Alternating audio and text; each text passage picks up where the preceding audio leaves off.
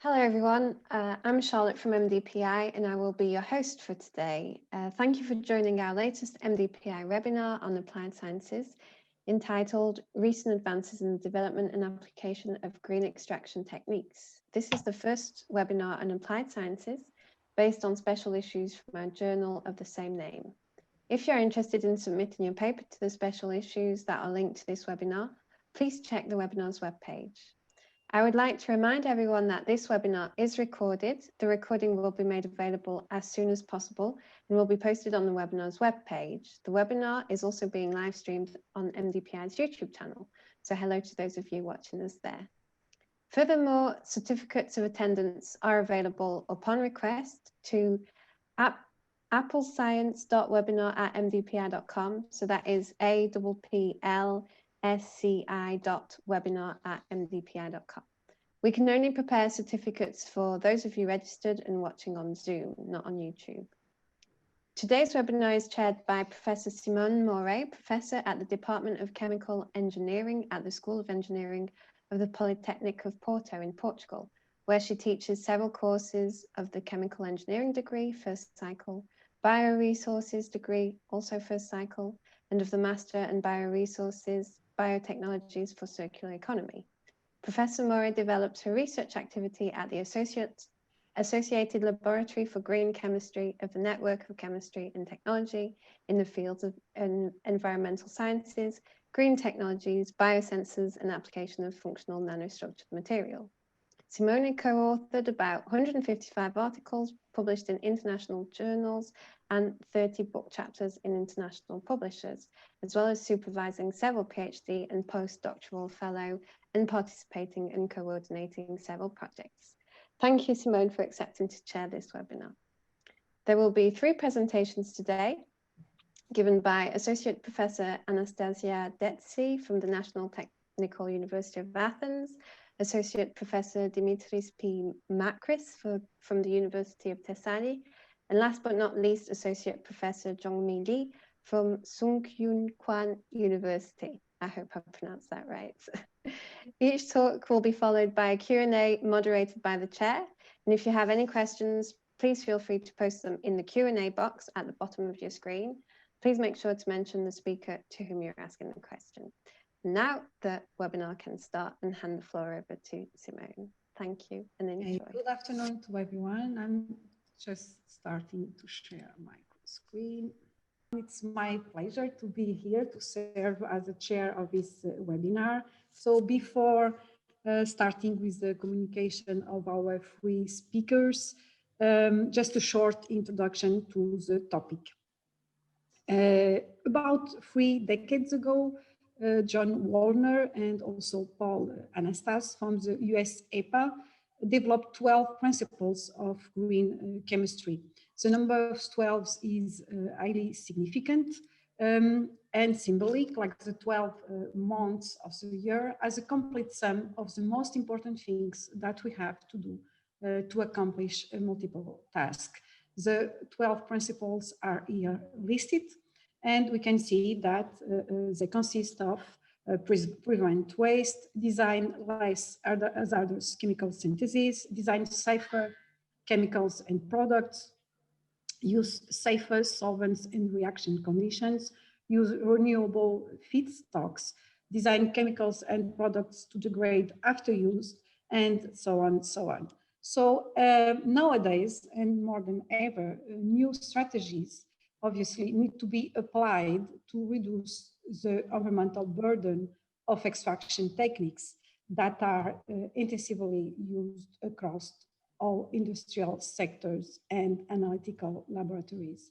So the principle of green chemistry must be clearly implemented to support in an imperative world sustainable development. Solvent use is the largest contributor to primary process mass intensity, but also to primary manufacturing life cycle environmental impacts, about 80% of mass and 75% of energy. Solvents also define a major part of the environmental performance of processes in chemical and other related industries, And solvents also as a major part of the impact on cost, safety, and also health issues. There is a list that you know, probably the Pfizer green list solvent, biomass-derived solvent, deep eutectic solvent, ionic liquids, water, CO2-related solvent, in particular supercritical CO2, liquid polymers, and switchable solvent systems. So all these solvents are being described as being green or having some obvious green characteristics. Also, besides solvents, there is a set of alternative greenhouse extraction techniques, namely micro extraction techniques, microwave assisted extraction, subcritical water extraction, supercritical fluid extraction, pressurized liquid extraction, ultrasonic assisted extraction, enzyme assisted extraction, and also some combination of some of these techniques. Some of these techniques have become relatively mature, mainly on the lab scale. However, others are still emerging. So the ongoing works towards alternative greenhouse extractions need to be disseminated to expand the acquired knowledge to other fields and to provide the needed impulse for overcoming the existing limitations. So the goal of this webinar, the main goal of this webinar, is to share experience and promote discussion on novel advances and outlooks concerning the development and application of green extraction methodologies.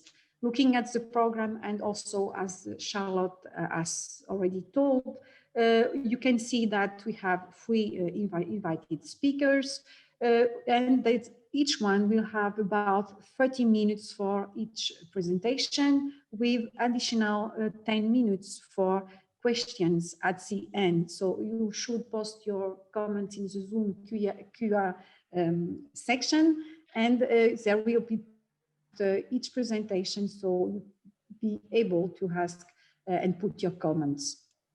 It's my pleasure to introduce the first speaker, Professor Anastasia Detsi. She's an associate professor of applied organic chemistry in the School of Chemical Engineering, National Technical University of Athens, and she's a director of the Laboratory of Organic Chemistry. The group is dedicated to research based on organic chemistry and its application on several fields. In particular in green chemistry and technology, synthesis and biodegradability assessment of new ionic liquids and deep eutectic solvents, and also their application in organic synthesis. Extraction of bioactive natural compounds from plants in combination with high energy techniques, like some of them I just have mentioned before, like microwave or ultrasounds. And also, she's an expert in preparation of the preparation of biocompatible and biodegradable edible films with some design specific mechanical properties. The title of our invited communication is Exploring Natural Deep Eutectic Solvents as Green Extraction Media for Bioactive Phytochemicals. And now I'm going to stop my sharing my screen so she can start our presentation. Thank you very much. Please go on, Dr. Detsi. Thank you very much. So good evening, everyone from all over the world. Thank you very much for being here this afternoon. Thank you. I would like to thank the organizers for giving me the opportunity to share with you some of the results of some of our recent research. Thank you, Professor Morais, for the kind introduction. So today I will start like a teacher, as I am. So I will start with describing what natural deep eutectic solvents are and some specific structural characterization and physicochemical properties, and then I will go on with presenting you some of our recent results. So this is a nice tree, a nice picture from the latest review on green chemistry by Paul Anastas, who is, as we all know, the father, as we say, of green chemistry. This is a nice showcase for the diversity of research and achievements stemming from green chemistry. So its branch here in this nice green chemistry represents one of the 12 principles of green chemistry, whereas the leaves represent areas of inquiry and development relevant to that principle. So if we focus on the branch which says benign solvents and auxiliaries, we can find the leaves of ionic liquids and deep eutectic solvents. So this is going to be my subject today.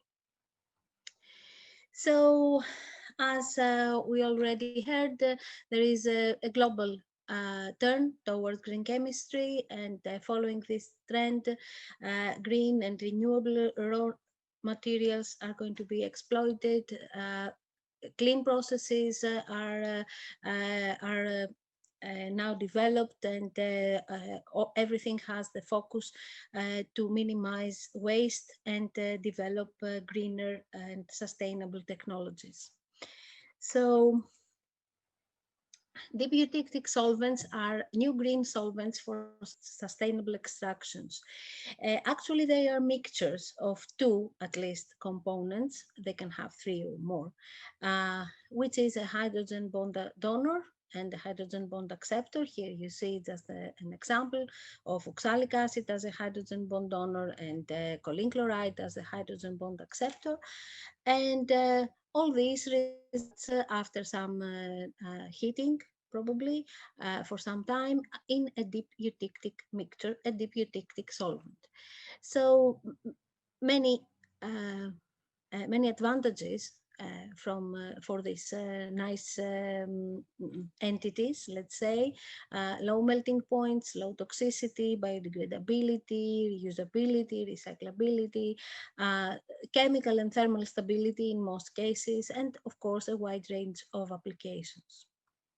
So here again, a schematic representation for those who do not understand the difference between a eutectic mixture and a deep eutectic mixture. Actually, the whole difference lies on how much is the difference between the melting point of the mixture and the components of that. So you can see in the eutectic mixture, we have a rather small, let's say, difference, whereas in the deep eutectic mixture, there is a big difference in the melting point of the resulting species.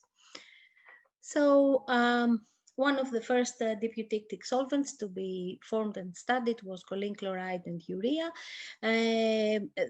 So it has been extensively studied, this one, and what is interesting to know is that actually the whole entity is comprised by an extended hydrogen bond array formed around the chlorine ion.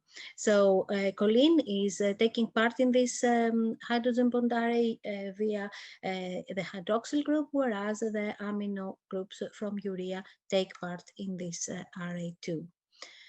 So the structure and physicochemical properties of deep eutectic solvents are extensively studied, and in-depth molecular dynamic simulations can help us understand the actual environment of these solvents. So here, this is a very nice work from Migliorati in 2019, and it shows that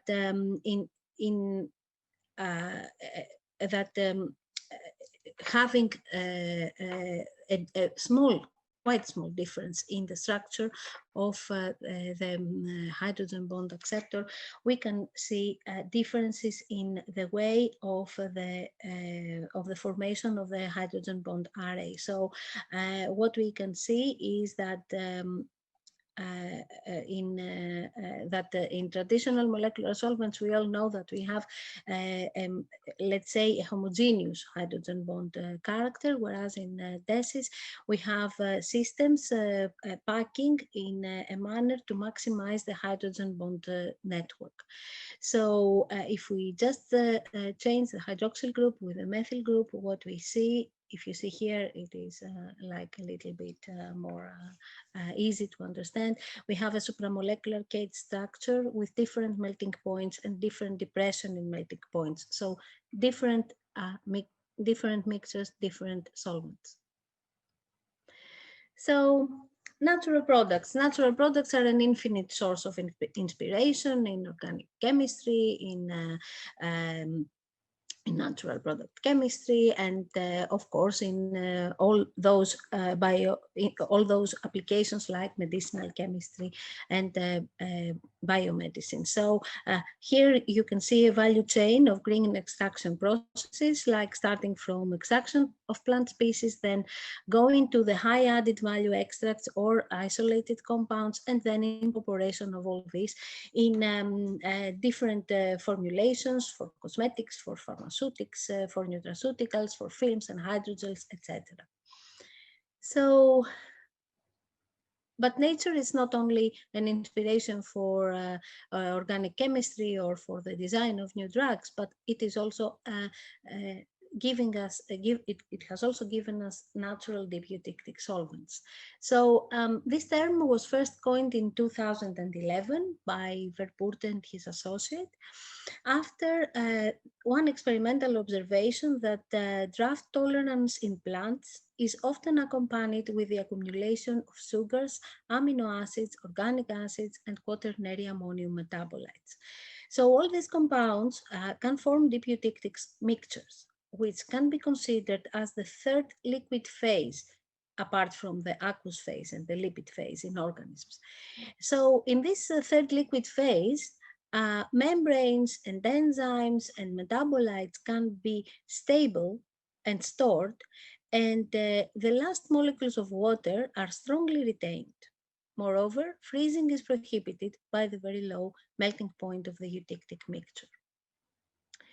So natural deputictic solvents comprise from natural products, and they can be a very nice green alternative to traditional organic solvents for extraction processes. Here you can see how we go from the ordered system, a solid, okay, to solids in this case. After the formation of the eutectic mixture, we have actually a disordered system, which is a liquid and has nice cavities here in which the desired bioactive compounds can be extracted, trapped, let's say, and then stored in there, protected, and maybe they can also be delivered to whichever target we want. These here are some hydrogen bond acceptors and donors that can be used to form NADESs. However, as we said, the nature has an infinite pool of these substances.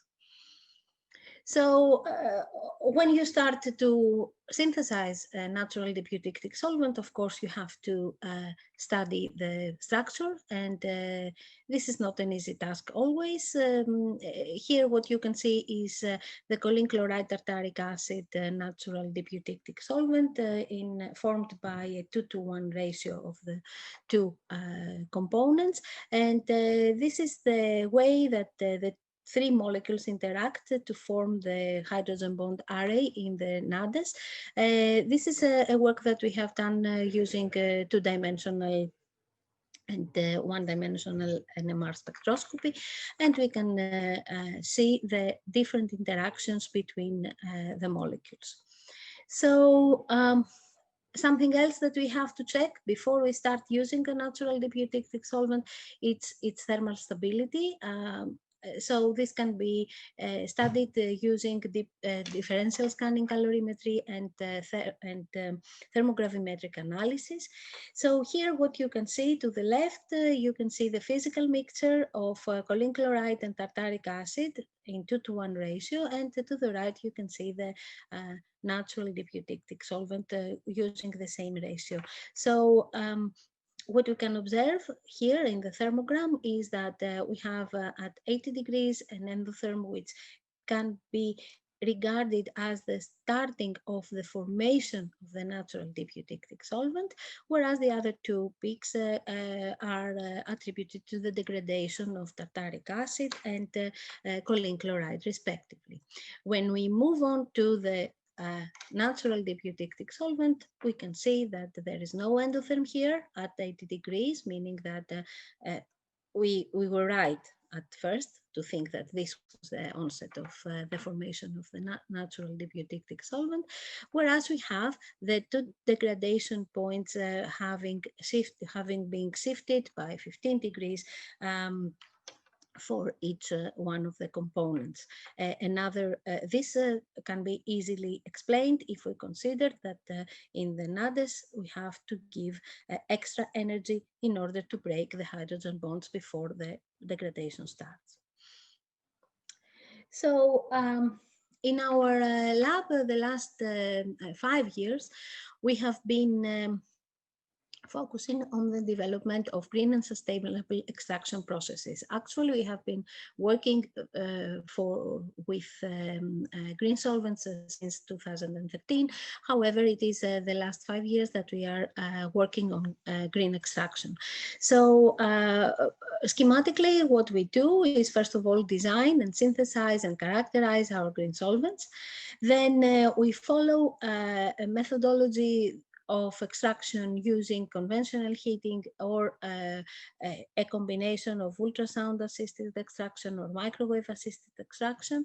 Then we evaluate the bioactivity of our extracts using common techniques like the total phenolic content, total flavonoid content, and DPPH scavenging ability. And then we select the extract with the best combined bioactivity profile for further applications. The interesting thing with natural deputic solvent extraction is that you can do two things with your extract.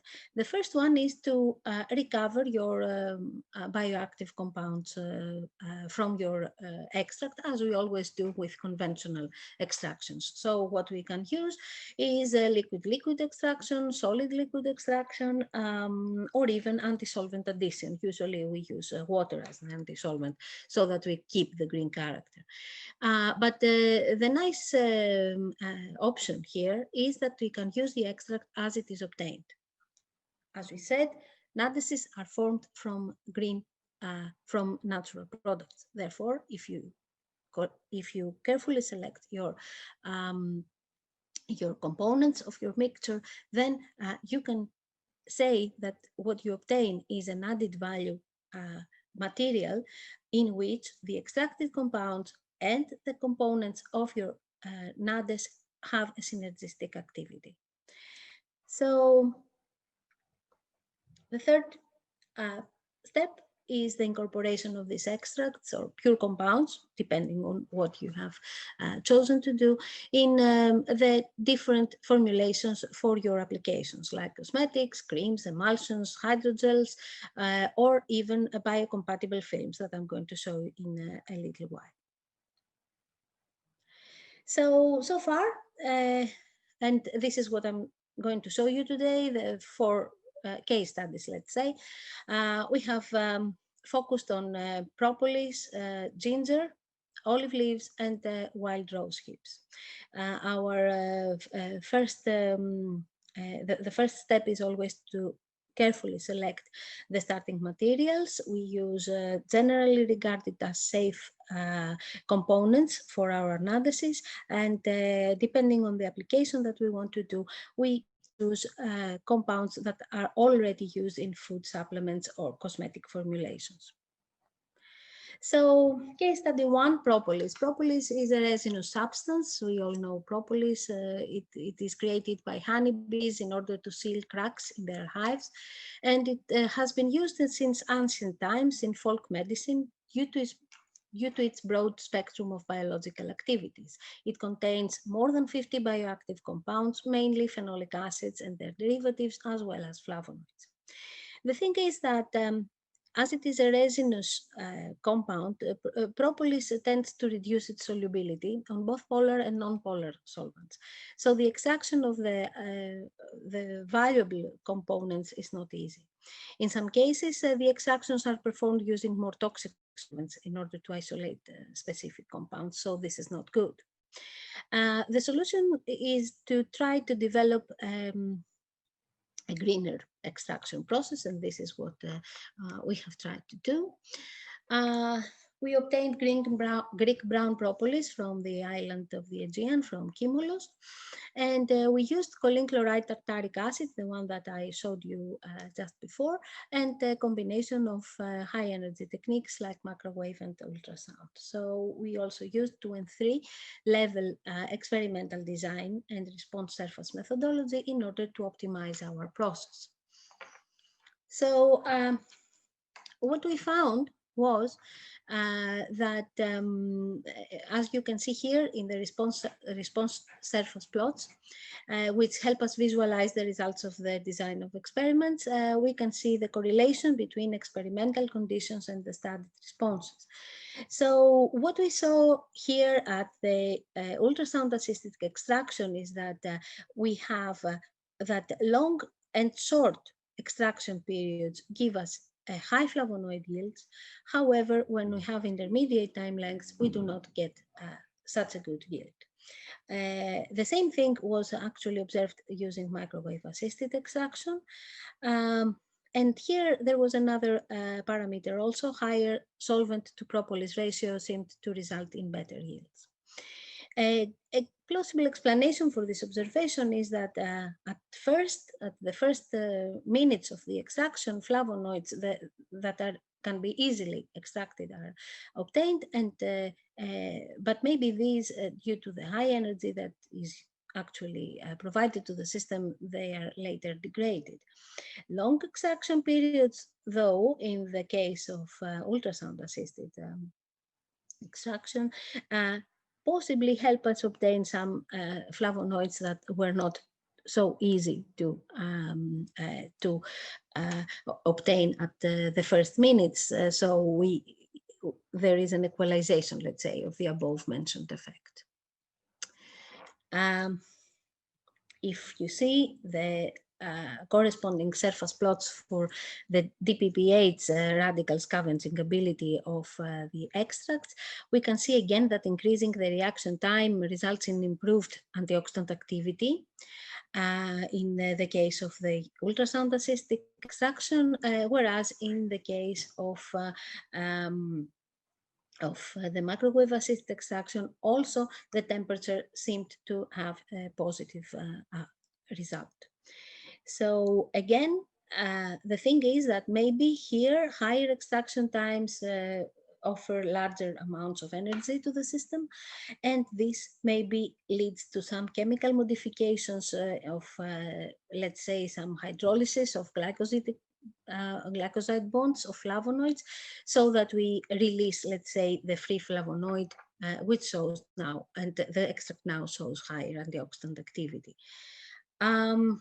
In general, as an observation from this study, we saw that the microwave-assisted extraction models do not seem to be a perfect fit for describing the extraction process. We have some explanations for this observation. The main one is that when you use microwave combined with deep eutectic solvents, you have to keep in mind that deep eutectic solvents have very high heat capacities. This means that, of course, this is a good thing for many processes, but when you have microwave-assisted extraction, the system reaches its maximum set temperature in a few seconds, and it keeps it there, so there is no need for further radiation. So just the sample is heated, but it is not radiated. Okay, so maybe when you design, when somebody uses design of experiments and microwave actions, has to keep in mind that deep eutectic solvents have a totally different behavior. So case study 2, dry ginger. We chose ginger because it is a widely known spice, and it has a lot of bioactivity. The main bioactive compounds in ginger are gingerols, a whole family of compounds of these structures, and sogol also, and which are very heat sensitive. So the problem is that you cannot use conventional extraction because you always have to heat in a very high temperature. So what we did was first do a conventional extraction of ginger and the separation of the main compounds that we had extracted, which were sogol and gingerol. And then we performed a green extraction using beta-in lactic acid, deep eutectic solvent. This is the beta-in lactic acid DES. Beta-in is actually trimethyl glycine. Okay.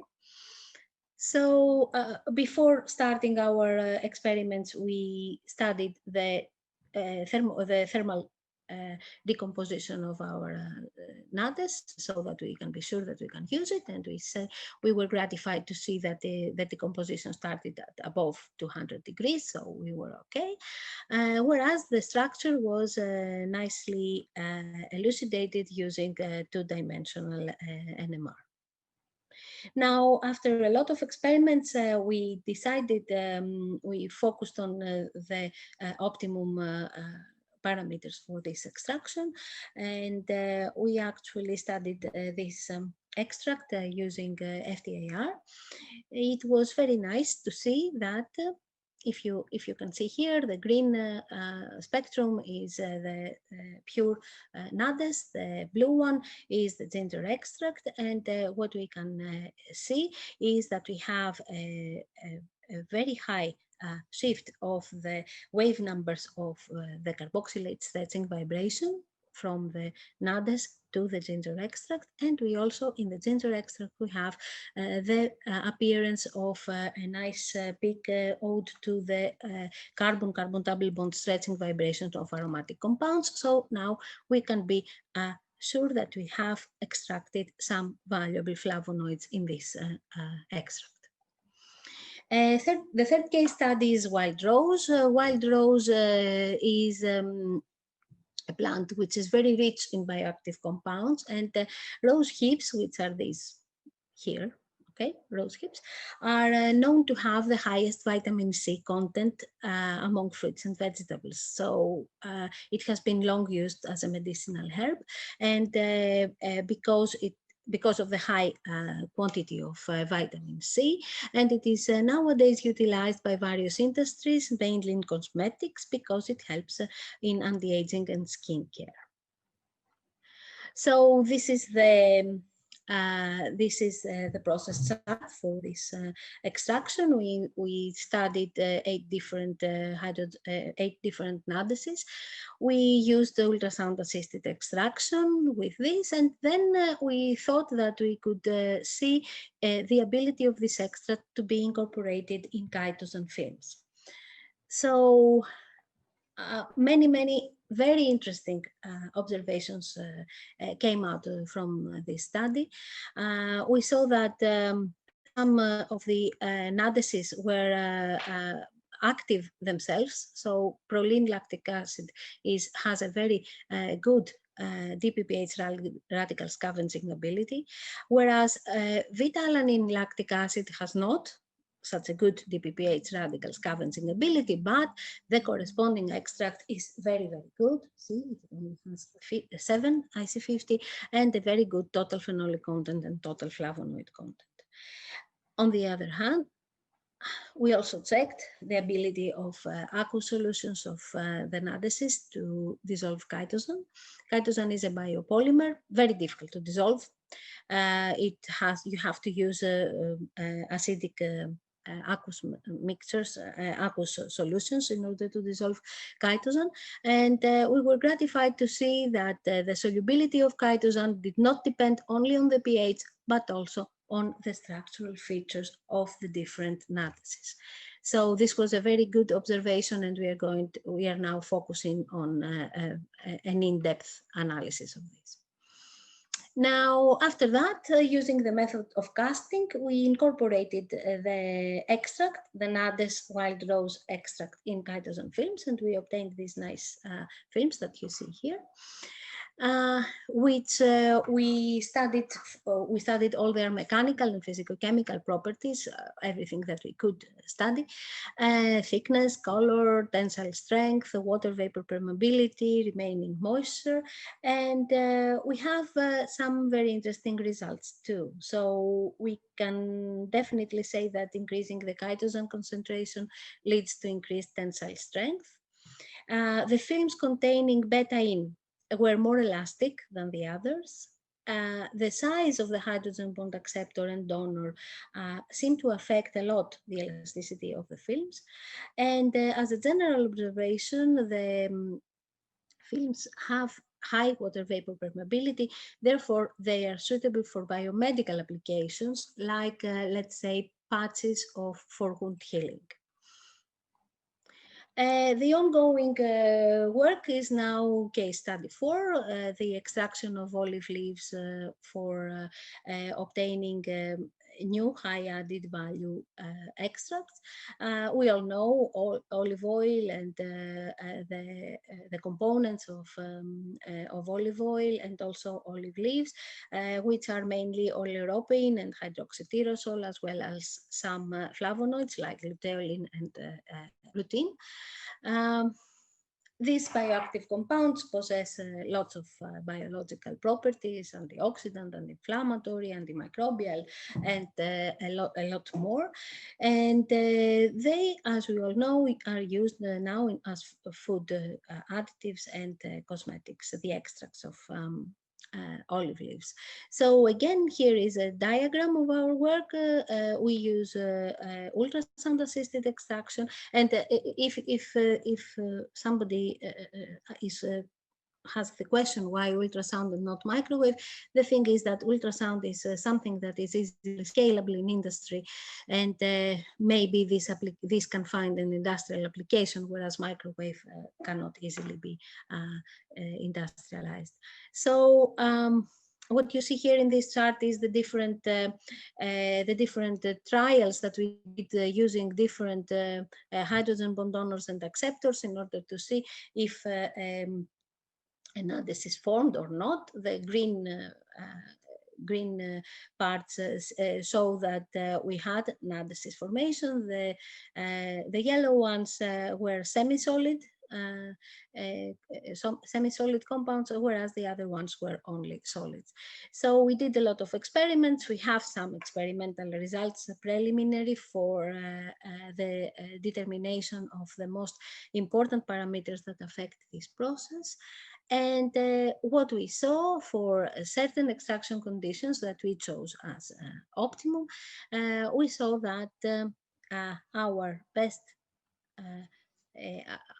NADES for this extraction is beta-in lactic acid, which is the one that combines the best total phenolic content and DPPH radical scavenging ability. So this is an ongoing work, and we do not have more results so far. So all this that I showed you and many more that were not the topic of this talk today is a team effort. This is my research team and many students that are not shown here. And we are all working together for various applications, not only of green chemistry, but also of nanotechnology and medicinal chemistry. So I would like to thank you all for your attention, and σας ευχαριστώ πολύ. This is from Athens. Bye. Thank you. Thank you very much, dear Professor Detsi, for this interesting presentation. We have now about 10 minutes for discussion. I think we have already some questions here in the QS section. I think they are for you. Do you want that I read them, or you can read them? I can see them. I can see them, Okay. so I can read them. We can yes. start from the first one. Yes. Yes. So which is the best recovery method, the liquid-liquid extraction or solid-liquid extraction? Okay, this depends. However, I would say that solid-liquid extraction could be better for those compounds that can be soluble in an organic solvent, let's say, okay, ideally in water. But if you cannot do that, and maybe because the NADESs are usually soluble in water, they have a good water solubility, so you have to use an organic solvent, okay? So the thing is that you have to choose an organic solvent that it is not, that it is as benign as possible. So I would suggest solid liquid extraction, but usually this depends on the components of the extract. How do you remove the detritus from your extracts? Okay, this is a challenge by itself. It's not very easy to do. Usually, you have to do, as we said, LLE, SLE, or an anti-solvent. This is why, and this is the major problems when you use this type of solvents. Okay, it is not easy to remove them. You cannot evaporate them. There's no way. And this is why, for the work that we do, we opt to keep the extract in the deep eutectic solvent. Okay, so we have a less intense, a less energy and cost intensive process. Okay, so yes, I think these are the two questions. Okay. I don't know if I am okay. I want. Okay. We don't have any more, but I will ask one based in your presentation. Could you give us more details about the limitation of using deep eutectic solvents inside the microwave? Because you talk a little bit about some problems with the use of microwave. Can you give us more details about that? Yeah. Let me go back to that slide over there. This was an observation that we made when we extracted propolis. So it was the problem was not to use deep eutectic solvents in microwave. Okay, you can do that, of course, and because they have a high heat capacity, you will also have a good extraction yield. The thing is that when you try, at least how we did it, when you try to construct a model, okay, in the design of experiment, and you put extraction temperature and radiation time as the independent variables, you have a problem when you use deep eutectic solvents, because they actually interdepend. So they're not independent variables anymore, at least at the systems that we studied. So the problem was not the extraction and the yield and all this. The problem was at the construction of the proper model. Okay. If I answer your question. Well. Yeah, because they should eat very rapidly inside the microwave, isn't it? Because Yeah. Okay. We have here a new question. I don't know if you want to reply. What is the fate? Let me see. What is... sometimes, okay, please. Sorry. Sometimes during preparation, they have a high viscosity, how to solve that problem.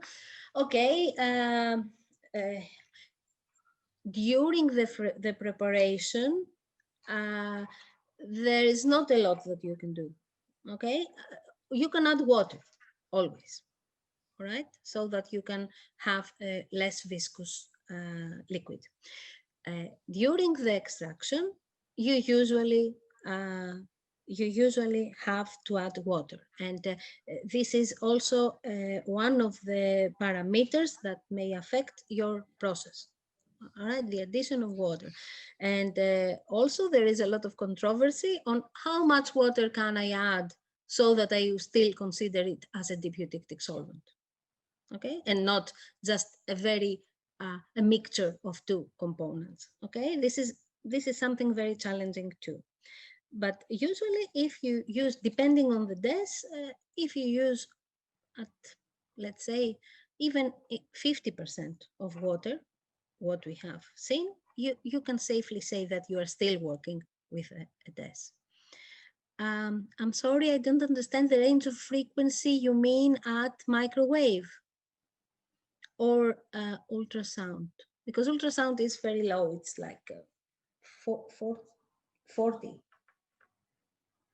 like 400 hertz.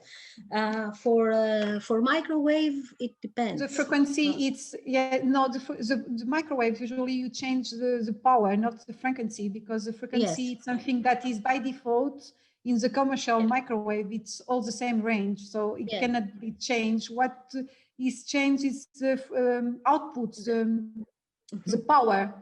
Okay, and this will depend, yes, at microwave is replying. It will depend, oh, sorry, please reply, Prof. Detsi. It will depend on the number of vessels that we will have in the same run inside of the microwave. So you will have, yes, lower frequency, lower power for less vessels, and maximum power for the, if you choose all the set, and you may have, that depends on the equipment, you may have like 14, or for instance in the new one you can have until 40, so that depends. Okay.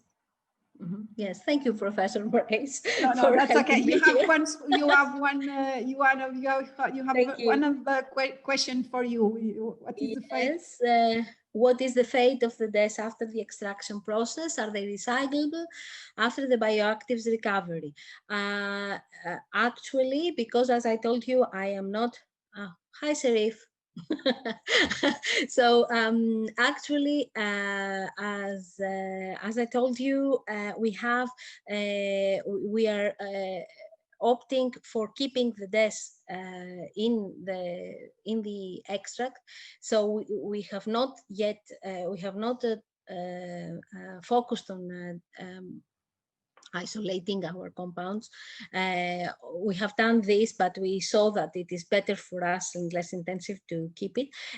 However, because we have been using DESs for synthesis, for organic synthesis, I can definitely tell you that many of these that I have presented, after having been used as solvents and catalysts in organic synthesis, they can be effectively and successfully recovered and reused. Yes, thank you. I think the presentation also of Dr. Lee perhaps will help us to reply, yes, to, because she has some work on it. Yeah, I think we have time, okay, just to reply to this one. I'm not sure. Yes, Dr. Detsi, do you think you can? Yes, if I can answer, I will see. Yes, I think we have. Is oxidation degradation of compounds possible using DES consisted of acid quaternary salt? I'm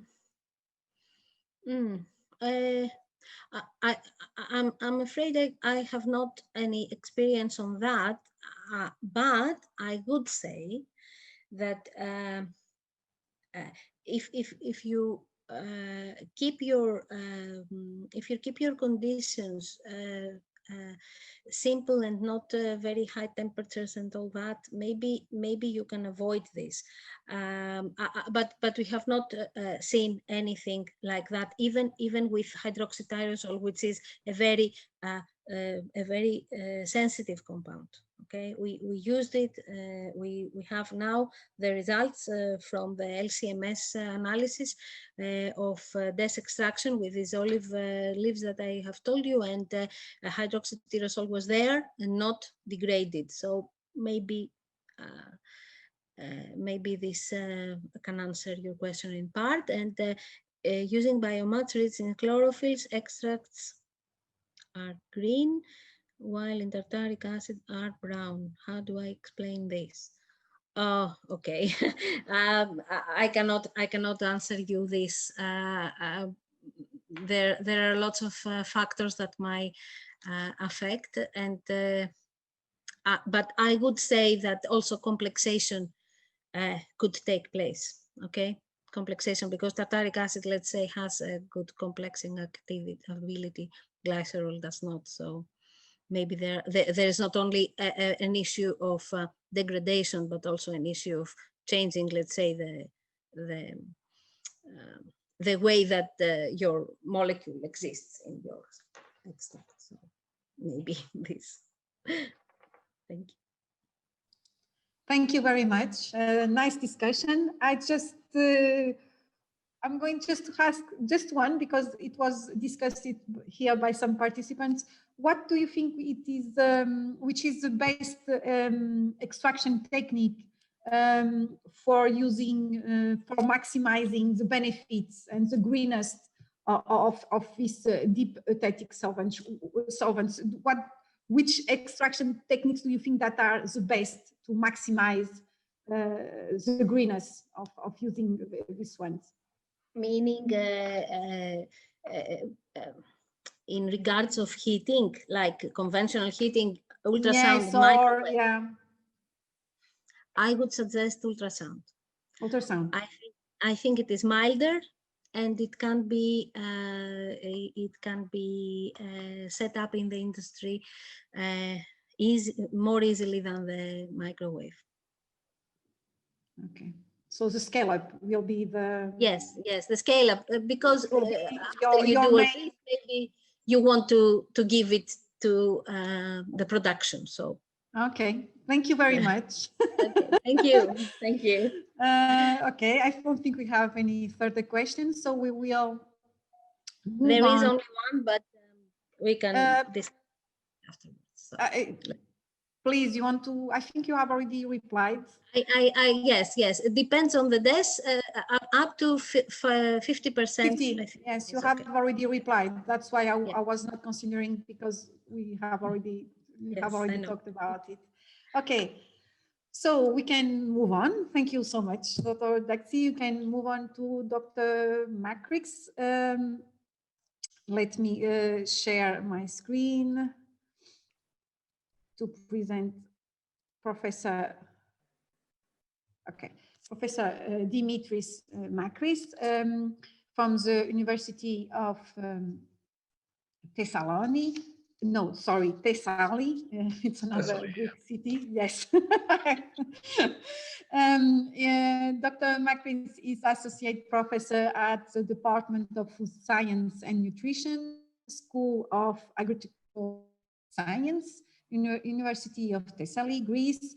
His current research interests include food waste, so quite different from the previous talk, and biomass valorization for the production of high-value had products, for modeling and optimization of advanced extraction technologies. The title of his communication is Natural Deep Euthetic Solvents and their application in polyphenol extraction, overview, challenges and prospects. So, okay, please, you can start.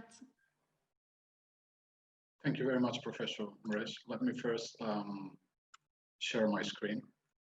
Okay, I would like to thank MDPI and Applied Sciences Journal for inviting me to this very interesting webinar. To be perfectly honest, I'm now a little stressed because Professor Detsi gave an excellent talk, so I'm going to have to give my best to maintain the standards.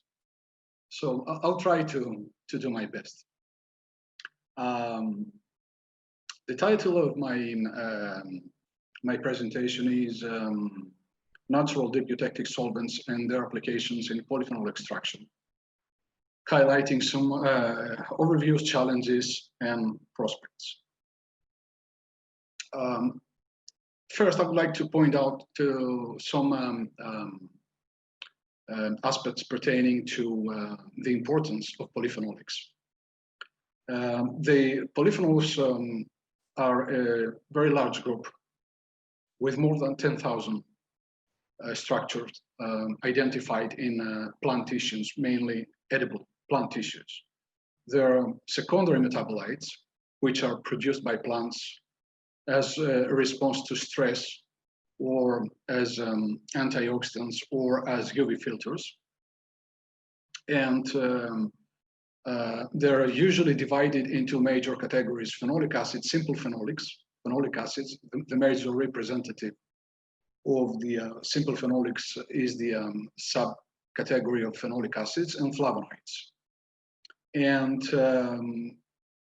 mainly the last 20 years, polyphenols have been gaining a great attention because of the recognition that they're implicated in many biochemical processes in our body, resulting in maintaining a good health status and preventing the onset of various degenerative diseases like cardiovascular disorders and cancer.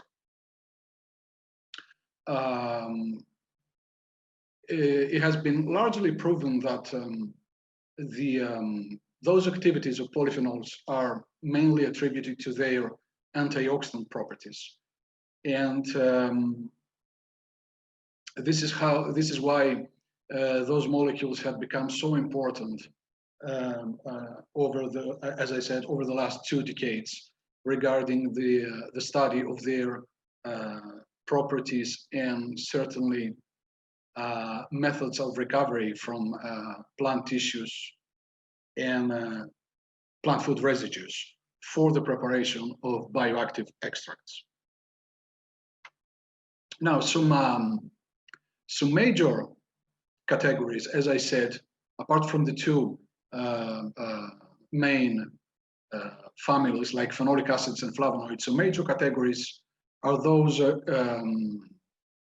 benzoic and cinnamic acids, stilbenes, flavonoids, tannins, which is a general term. It actually refers to compounds that have the ability to complex with proteins. So we have 2 kinds of tannins: hydrolyzable and condensed. And a separate flavonoid class, anthocyanins.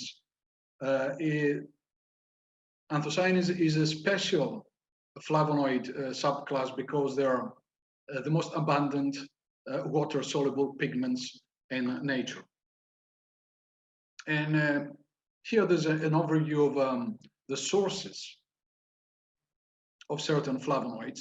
You can see, as I said, that you can see that they occur in almost every edible tissue, like fruits, vegetables, nuts, coffee, plant food products like tea, wine. Especially tea and wine are 2 plant food products that are exceptionally rich in a variety of polyphenols. But the last decade has been an ongoing research. There's been a very intense interest and an ongoing research regarding the recovery of polyphenolic substances from industrial processing side streams. And I'm talking about mainly side streams that result from the processing of plant foods. And there's been a recognition that this biomass, the biomass that is a result of plant food processing, which is actually a waste, is a bioresource highly valuable because several plant food wastes contain a very high load of polyphenolic substances. So they are actually a cheap and abundant bioresource by which we can recover an array of bioactive polyphenols. And their applications are quite widespread in the industry, because the polyphenols recovered from plant food waste can be used as food antioxidants, as for the production of food supplements. They can be incorporated into cosmetics to provide several functionalities. But they also, some specific compounds that can be isolated out of those extracts can also serve as pharmaceuticals. So the value of those compounds is very high, and this is why there has been so much interest in recovering those substances from residual plant sources like the food waste biomass. The best way, so to speak, to extract polyphenols from plant material is the solid liquid extraction. Now, the solid liquid extraction, if we have a look at the kinetics, which is this diagram here, it actually composes of mainly two, although this diagram shows three phases. Actually, what we usually observe in the kinetics of extraction are two major phases. One phase, which is the initial, and it is called the washing phase.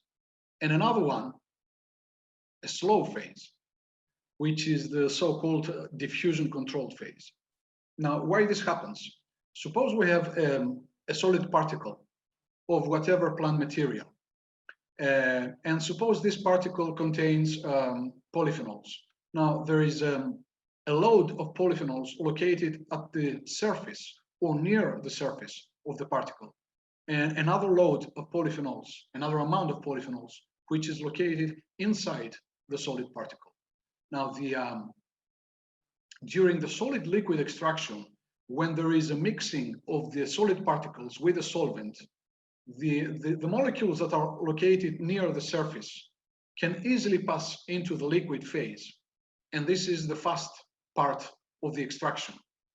But as far as the polyphenols that occur deep in the particle are concerned, their extraction requires what we call diffusion. That means that the solvent from the external has to penetrate into the particle, dissolve the compounds, and entrain them into the liquid outside the particle. The whole process, this process, is controlled by diffusion, and that's why we call it a diffusion controlled process. And this is slow, the slow process. So actually, the diffusion control process is the rate limiting step of the whole extraction process. The main conventional technologies implemented both on a experimental but also industrial scale to extract polyphenols are those that we usually encounter in research studies, like maceration, infusion, digestion, decoction, percolation, and Soxhlet extraction. The advantage of those methodologies is that they are very well studied. They have been used for many decades, and there is some significant consolidated knowledge regarding the mode of action using these techniques. But they also show some major disadvantages. For example, most of them are batch extraction, not continue mode extractions. So in some cases, this might be a significant shortcoming. And on the other hand, the majority of the methodologies set up by using those techniques have been tested using conventional petroleum-based solvents. As you probably know, the recent trend in solid liquid extraction is the implementation of techniques involving ultrasound-assisted extraction and microwave-assisted extraction. And mainly those two techniques. There are also some others like pressurized liquid extraction, supercritical fluid extraction, and also pulsed electric field extraction, which is something we just started to working on in our department here. The major reason for which those two, ultrasound-assisted extraction and microwave-assisted extraction, have gained so much interest is because they have a more eco-friendly profile. They require usually less energy, less extraction time, less solvent, and in many cases, they may yield a much higher polyphenol extraction yield, and the extracts produced display a higher antioxidant activity. So this is why those two extractions actually consist the state of the art of extractions in our days. Now, the trend, apart from using modern extraction techniques like ultrasound assisted and microwave assisted, is also to search for solvents alternative to those that derive from fossil sources, actually those that derive from petroleum. So in the framework of developing green chemistry processes that comply with green chemistry principles, there has been the search and the development of novel solvents in order to replace traditional volatile petroleum-derived solvents. And in this regard, much study has been focused on the development of deep eutectic solvents. Deep eutectic solvents are novel neoteric designer liquids, which are usually composed of one constituent termed as hydrogen bond donor and another one termed as hydrogen bond acceptor. Upon mixing of those two compounds, it has been observed that the melting point of the mixture is far less, in some instances, far less than the melting point of the individual constituents. So the principle is quite straightforward. You mix up two solvents, you mix up two constituents, you heat them up, and they form a liquid. And upon this mixture, upon returning to ambient temperature, the mixture is still a liquid, and this liquid can be used as a solvent. So this is actually how the idea of using deep eutectic solvents came up. The most attractive features of those liquids that actually contributed in gaining attention is that their synthesis is facile and straightforward. It can be synthesized by using food-grade compounds, which are practically non-toxic. And those compounds usually have low cost. This is another major advantage. And this is why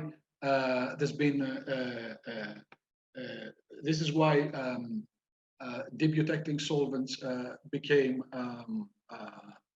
a central point to the relevant research. Now, some other advantages that those liquids have is that they can also be tailored. Tailoring involves either changing the ratio between hydrogen bond donor and hydrogen bond acceptor, the molar ratio, or by mixing a given deep eutectic solvent with a specific amount of water in order to regulate properties like viscosity, polarity, etc. So this is very important because by using these advantages, we are able to synthesize task-specific liquids, and this advantage of tunability is, I would say, one of the major advantages that could be exploited to design novel liquids for specific purposes. Usually, actually, the whole story started by using constituents like urea and choline chloride, but there's been an enormous development ever since, and several scientists have experimented with various materials in order to generate novel deep eutectic solvents. Usually, the hydrogen bond acceptor is either choline chloride or similar compounds, and the hydrogen bond donors are urea, several nitrogen-containing compounds like amino acids, but also liquids like glycerol, 2,3-butanediol, and other solid acids like tartaric acid, citric acid, etc. What is also important to note at this point is that there has been a great advancement regarding the synthesis of hydrophobic deep eutectic solvents. If you are familiar with the relevant literature, you may observe that there is an imbalance regarding hydrophilic and hydrophobic deep eutectic solvents. The development of hydrophobic deep eutectic solvents lags quite behind the development of hydrophilic. And this has to do mainly with the type of applications they are destined to. So this is why there's been so much interest mainly on hydrophilic and less on hydrophobic.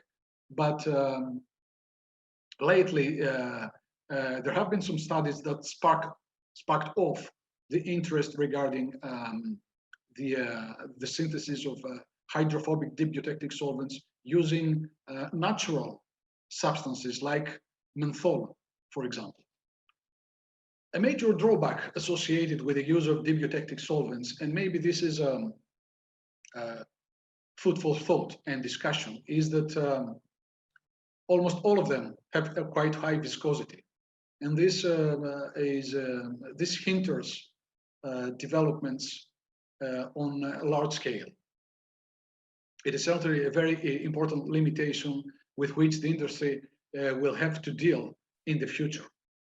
And this high viscosity is a result of an extended hydrogen bond network developed between the hydrogen bond donor and the hydrogen bond acceptor molecules. But also other forces like van der Waals forces may contribute in obtaining such a high viscosity. This high viscosity can be partly counterbalanced by using mixtures of DES and water. But in this case too, there are some limitations because the amount of water cannot be excessive. Because in this case, the very nature of the deep eutectic solvent may be abolished and their peculiar properties may be abrogated. So usually researchers tend to use up to 30% water content. One of the unique features of the deep eutectic solvents is that they're able to solubilize a wide variety of compounds and specifically polyphenols. And this is why they have become so popular with regard to the development of extraction methods destined for polyphenol extraction. And also recent studies show that polyphenols in deep eutectic solvents may have exceptional stability compared with polyphenol solubilized in water or other organic solvents. Now let me show you some. Let me now show you some results from our research group. We've been working on development of novel debiotectic solvents and their testing on polyphenol extraction over the last 5 years. And over all these years, we managed to test quite a high number of novel debiotectic solvents, and we came up with very interesting results. Actually, we were the first to introduce salts like sodium acetate and ammonium acetate as hydrogen bond acceptors. And we tested them in combination with lactic acid as hydrogen bond donor. And the results were very promising because we managed to have polyphenol extraction yields in some instances much higher compared to those we got by using water or water ethanol or water methanol mixtures.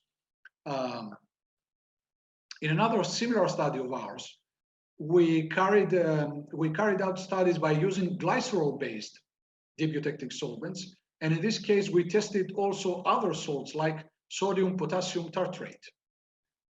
We encountered some problems because DES with sodium potassium tartrate were not very stable, and this instability was manifested by the appearance of crystals. But by fine-tuning through incorporation of water, we managed to get stable DES. We tested them, and we also realized that some of them might be very promising in the extraction of polyphenolic compounds in terms of achieving significant total polyphenol yields.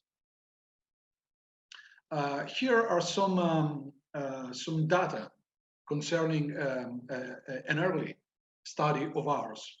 We extracted several botanicals by using DES composed of lactic acid and some salts, as I show you, like sodium acetate, ammonium acetate, and choline chloride, which is quite popular. We actually used the DES composed of lactic acid and choline chloride as a kind of control in order to be able to control, to compare our results. And here you can see that in most instances, we've got very high total polyphenol yield by using a DES composed of lactic acid and the amino acid glycine. This was a very promising mixture, and later on we tested on other plant materials, and we confirmed its ability to extract high amounts of total polyphenols. In another study of ours, we tested several glycerol-based DES, as I also showed it to you before. And here you can see that in some instances, they showed excellent performance regarding the extraction of the recovery of polyphenols for plant food waste like lemon peels, or olive leaves, onion solid wastes, red grape pomace, solid coffee residues, and wheat bran. So we tested a variety of byproducts and wastes because they contain completely different polyphenolic composition, and we needed to have a more integrated picture regarding the ability of some of those DES. And indeed, as you can see, we also got some very interesting and promising results out of this study. By carrying out those studies, we actually started to wonder, because we've got some contradictory results, and we started to wonder which hydrogen bond donor could be the most suitable one, lactic acid or glycerol. We focused on those two compounds because they're food compatible, they're quite cheap, they occur naturally, so they are quite convenient for producing non-toxic and environmentally benign debiotectic solvents. So we started to carry out comparative studies by using different hydrogen bond donors. Here, this is a study in which we used sodium acetate based DES, and we used lactic acid, glycerol, and 2,3-butanediol. And you see that in principle, lactic acid based DES gave quite high, much higher than the other hydrogen bond donors, much higher extraction yields. But the results at different temperatures were not consistent. So this was another question mark for us, because we started to realize that by increasing temperature, there wasn't a monotonous effect on the polyphenol extraction yield.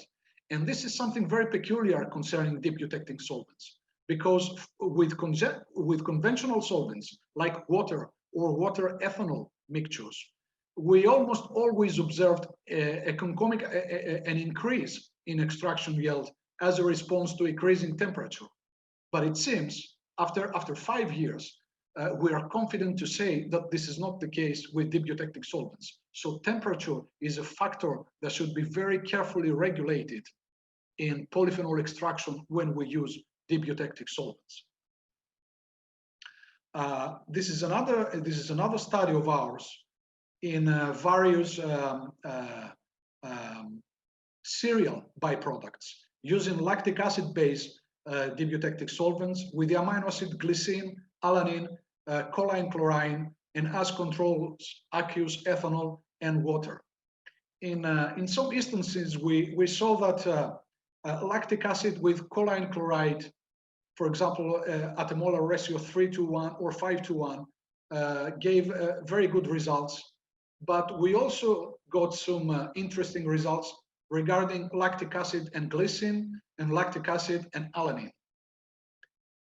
The interesting conclusion that we draw out of those studies is that several DES based on amino acids are not stable. They tend to crystallize. So the ratio of hydrogen bond donor and hydrogen bond acceptor must be a little more increased. We actually got a good stability by using hydrogen bond donor, hydrogen bond acceptor ratios higher than 7. And this is by using lactic acid at hydrogen bond donor. We actually encountered the same situation by using glycerol, but with lactic acid, some DES appear to be more stable. This is another study in which we tried to combine DES with cyclodextrin. First, we carried out extractions by using several DES at a hydrogen bond donor, hydrogen bond acceptor ratio 7:1. And then we used exactly the same DES by incorporating 1.5% beta cyclodextrin. And what we actually observed, we carried out extractions on certain botanicals like thyme, oregano, etc. So what we actually observed is that there is a consistent pattern. That means that in certain cases, the incorporation of cyclodextrin may increase the ability of DES to extract polyphenolic compounds, but in some cases, this ability was suppressed.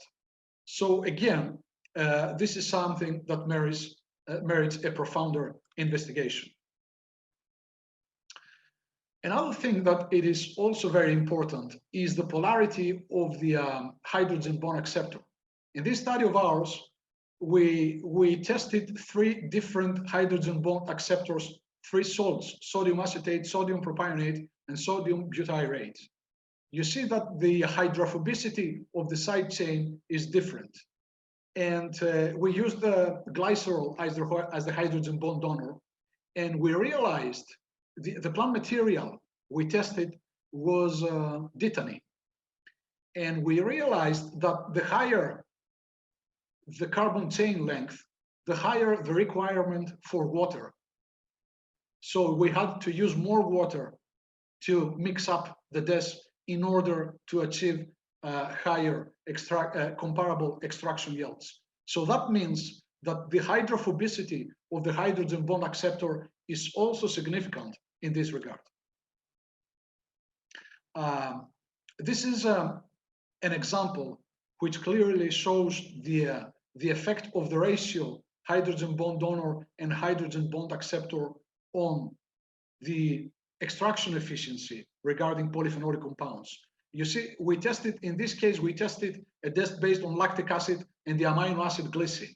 And you see, by modifying the molar ratio, hydrogen bond donor, hydrogen bond acceptor, we actually got variable and statistically different extraction yields. That means that the regulation of the ratio between the molar ratio, hydrogen bond donor, and hydrogen bond acceptor is also very critical in polyphenol extraction.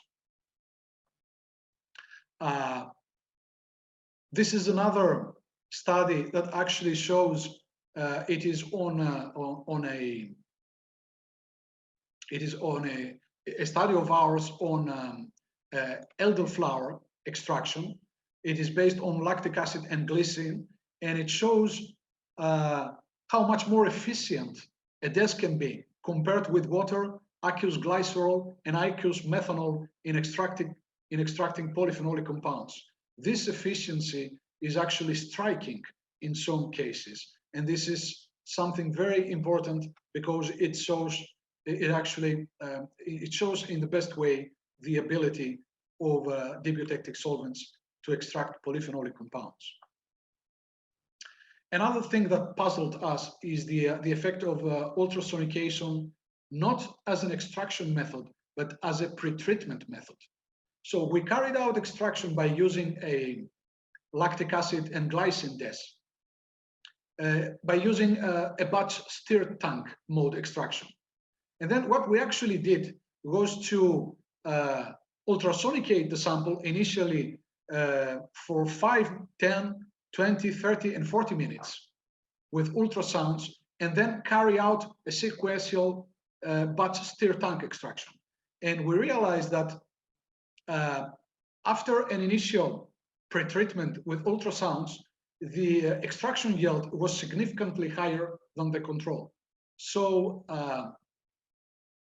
what we actually propose in this case is that ultrasound-assisted extraction cannot be used as a standalone extraction method. But if it is used as a pretreatment method in combination with a batch stir tank extraction method, then the yields achieved could be even higher. And one last study of ours was to use a new tertiary dibiotectic solvent composed of glycerol, citric acid, and glycine to extract polyphenolic compounds from a wheat bran. And we realized that under quite intense conditions, extraction up to 24 hours and temperature 90 degrees, the extraction yield was striking, as also was the anti-radical activity and the reducing power. And but the data concerning the polyphenolic profile were inconclusive. So we needed to dig a bit more on this to actually assess the effect of dibiotectic solvents on wheat bran extraction. And a later study of ours is also another example of the different hydrogen bond donor and hydrogen bond acceptor ratios, but also a comparison between different hydrogen bond donors. Here we use different citrate salts, like for example, monosodium citrate, actually disodium citrate and trisodium citrate. And we saw significant differences between glycerol and lactic acid as hydrogen bond donors.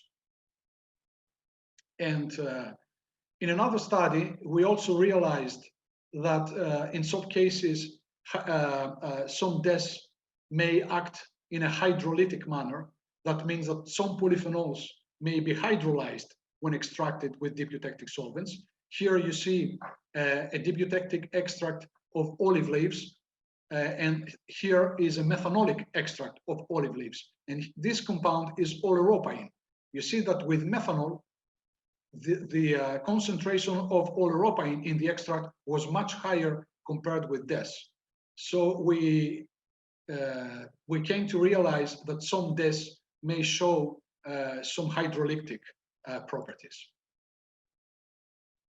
And by closing the presentation, I would like to point out some future prospects regarding the use of deep eutectic solvents for polyphenol extraction.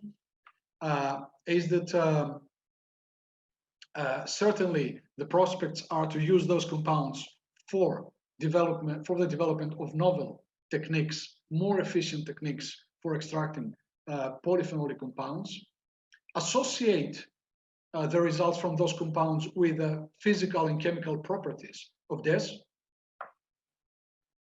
combine intensification techniques like, for example, ultrasonication, and certainly have some serious thoughts regarding scale-up and feasibility studies.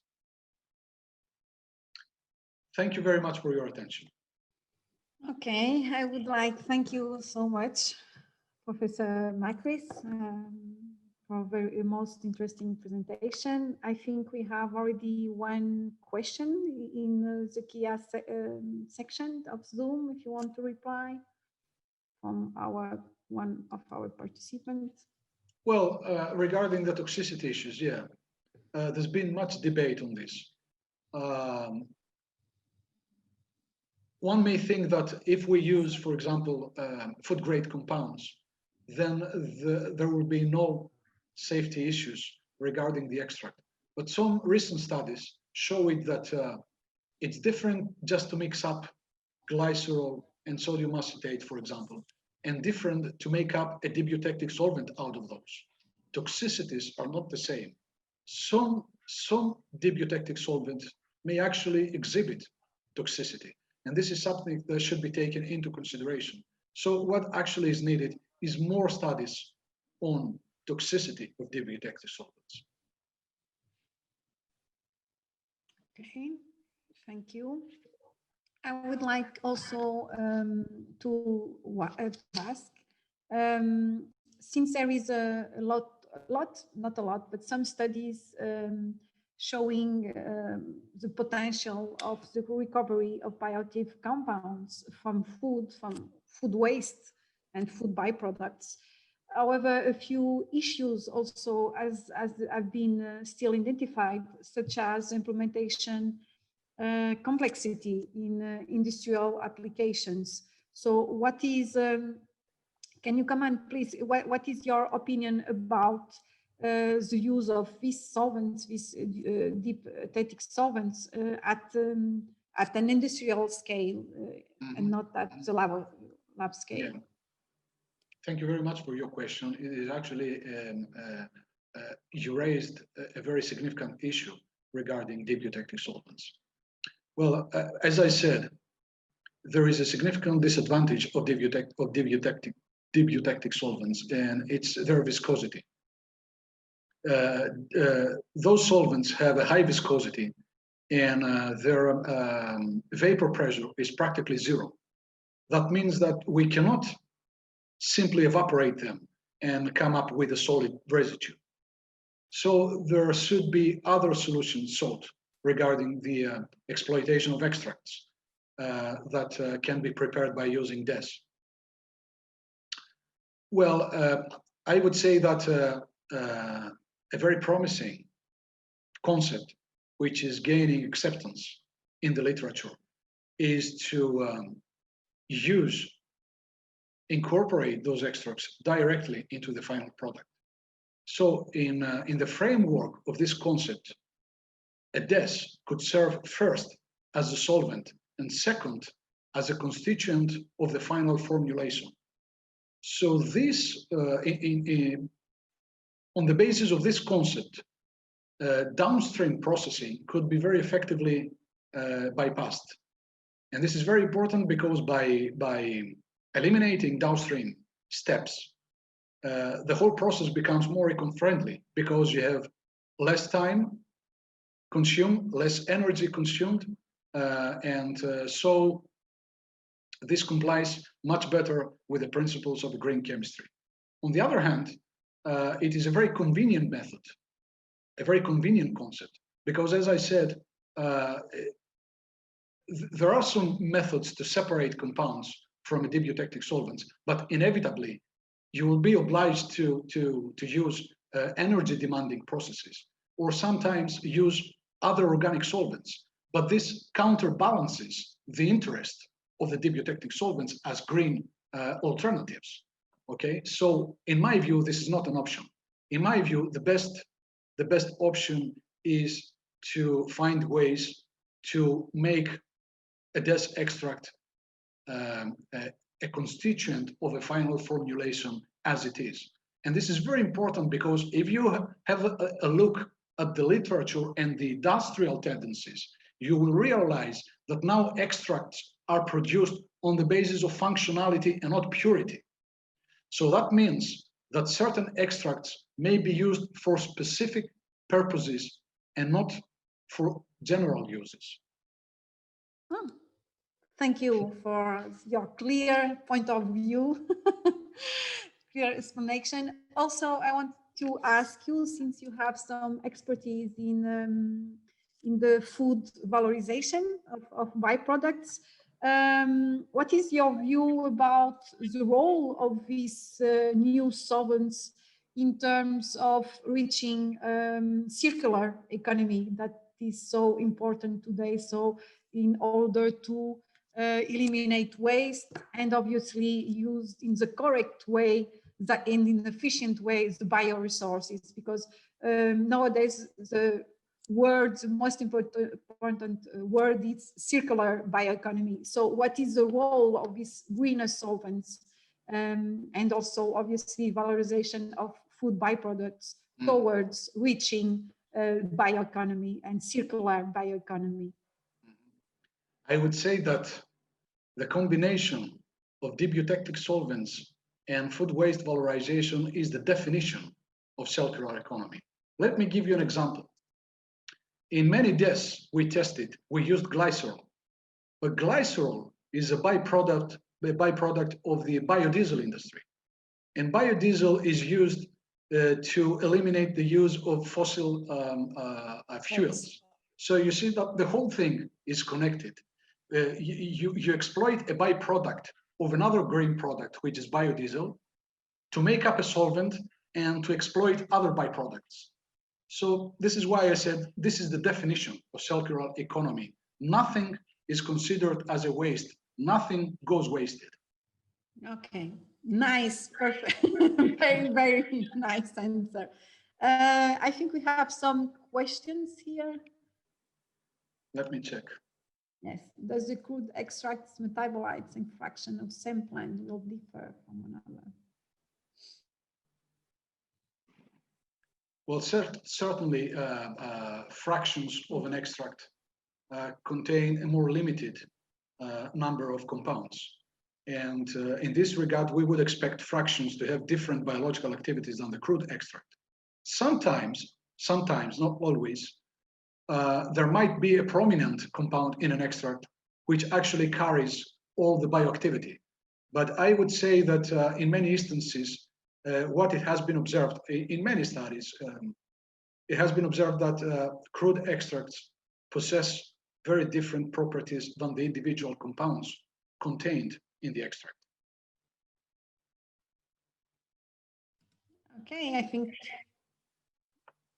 we don't have any more. Okay, thank you so much.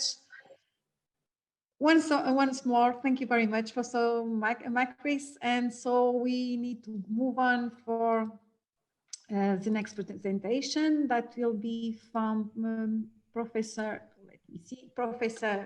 Lee. Dr. Lee is Associate Professor at the School of Pharmacy, so quite different from the previous one from engineering, the one from the food valorization food sector. Now she's professor at the School of Pharmacy from the San Juan University. I'm not sure I said it right. I'm sorry. Research interests include application and mechanistic studies of deep acidic solvents in several aspects, but also in chromatography-based analysis of small molecules and development of green sample preparation methods for quantitative analysis. The title of our talk is Application of Deep Acidic Solvents as Green Extraction Solvents for Natural Bioactive Compounds. So I will ask Dr. Lee to start our communication. Thank you. Okay, thank you so much for the nice introduction, Dr. Morais, and thank you, MDPI, for giving me an opportunity to talk about my recent researches regarding the use of deep eutectic solvents for natural bioactive compounds. And before I start, I may say some greetings like good morning, good afternoon, and some people good evening. Actually, in Korea, I'm in Korea, and now it's almost 12 p.m., 12 a.m. So I may say like a good night soon. Anyways, it's quite nice to have this opportunity to share very nice recent talks focusing only on the green extraction using deep eutectic solvents. And before I start, I may confess that you guys, all of you guys have some kind of experiences as I did. You know, let's say you're in a Christmas party and then everybody in this room is giving a toast. And then unfortunately, I'm the last one who needs to give a toast. So everybody else in front of me said everything good that I was in my mind, what I had in my mind. So like, what? So now I have nothing to talk about. Everybody else just said that. So while I was listening to previous fascinating talks, I got kind of frustrated and then like I got more nervous. So I don't know how I can manage this talk, but let's see how it goes. So I am Seonggyungwan University. It's called Seonggyungwan University, maybe. Okay, right. So it's very difficult to pronounce, but for your information, it's like the one of the oldest university in Asia. Like it was established in 1863 or something. So it's like a very old school. But anyways, so I am in School of Pharmacy, but the topics that I'm going to talk about may not be so directly related to pharmacy. So I know that we already talked about this, you know, importance of deep eutectic solvents in these days because deep eutectic solvents are now very nice alternatives and considered as green solvents, as you know, Professor Detsi introduced already. And so deep eutectic solvents are one of the type of neoteric solvents, along with the other solvents such as ionic liquids and liquid polymers and etc., like Professor Makris already mentioned. So I'm going to just skip this part very quickly. But I was thinking about this definition of DSs, and this slide is actually this the left solid liquid phase diagram is the one that we kept seeing throughout this seminar.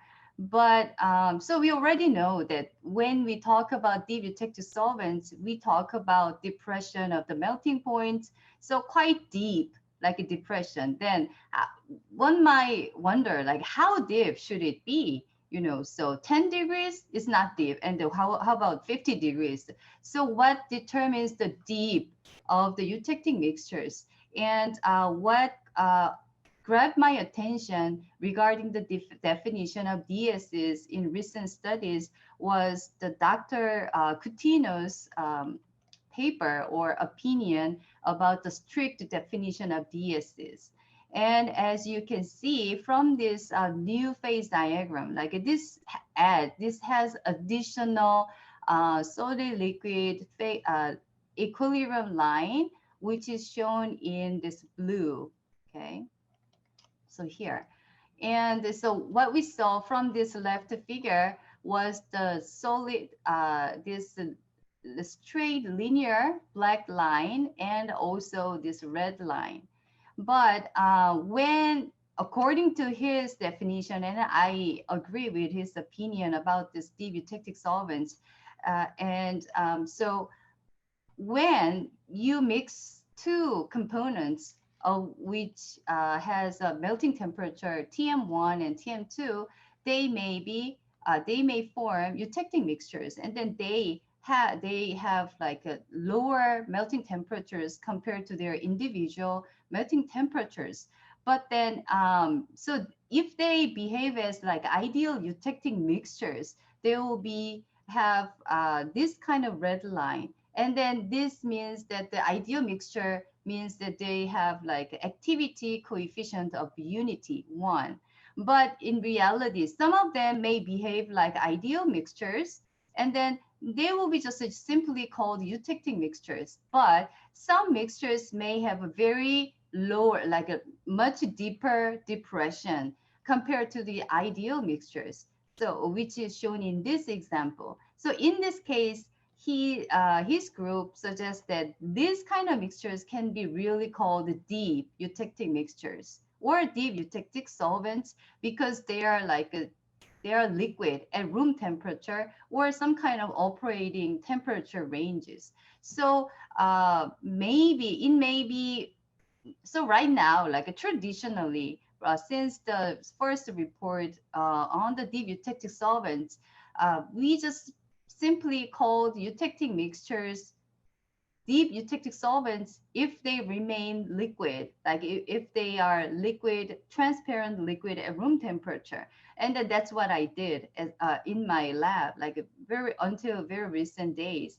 And then now I sometimes these days I started to think about strict definition. And then in reality, I found myself that some of the eutectic DSs that we just have been calling DSs are not maybe deep eutectic solvents. They are just a simple eutectic mixtures. But from the for this presentation, I will call them just DSs because that's what I have been calling in my previous studies, and then that's what still other people just prefer to call these mixtures deep eutectic solvents.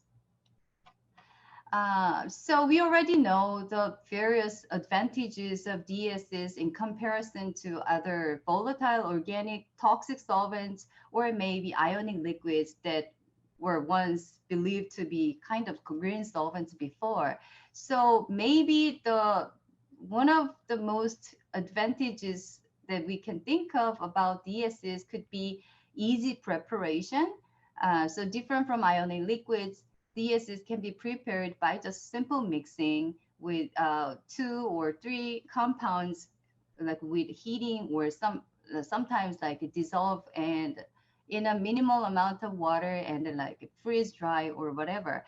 And so no purification step is necessary. And so it can be prepared 100%, like with 100% atom economy or atom efficiency.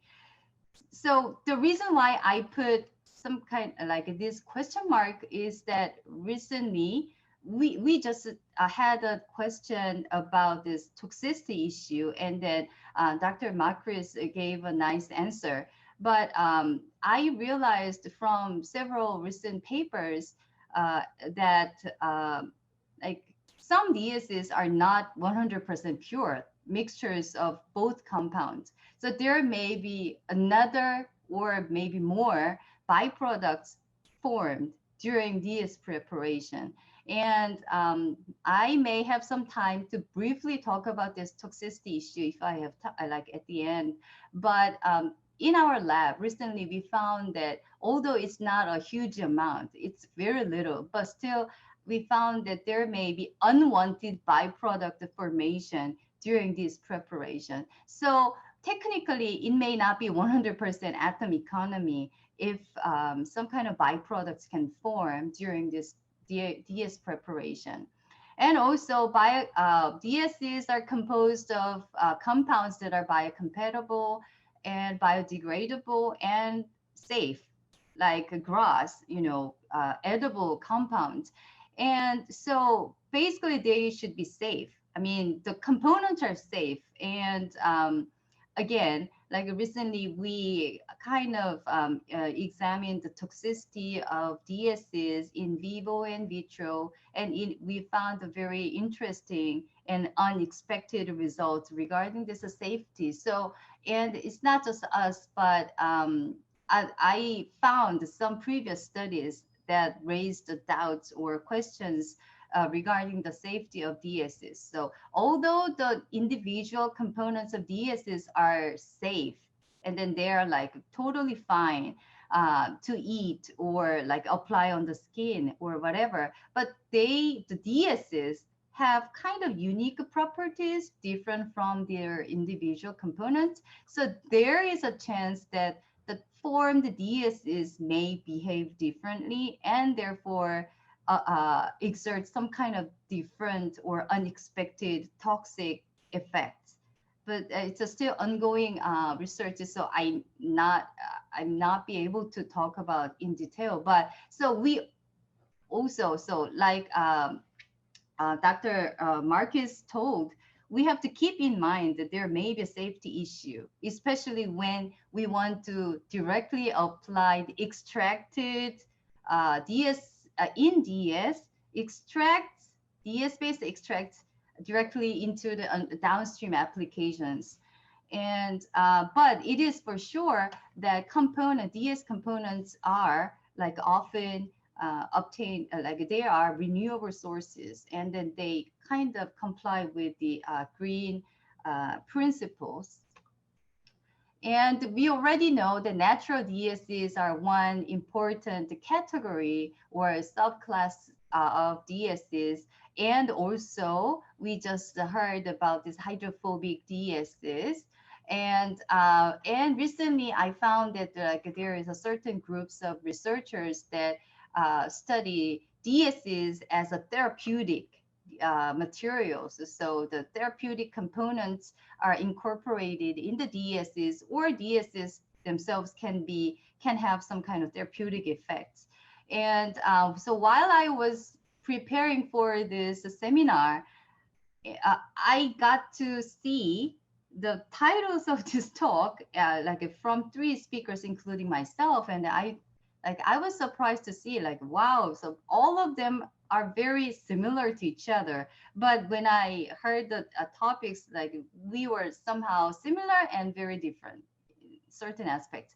And I was thinking, like, maybe were they in this conference when I was in this conference last year? I was thinking. So I was trying to find, like, where is this guy or where is this lady? But I don't know, but maybe I saw you, like saw the presenters, maybe no. Okay, so this was the first international meeting on deep eutectic systems that was held in Lisbon last summer. So it was fascinating. And then I was so happy to see all the people who are so interested in DSs besides me. Like in Korea, in my school or in my area, nobody knew about this DSs. Like, what's that?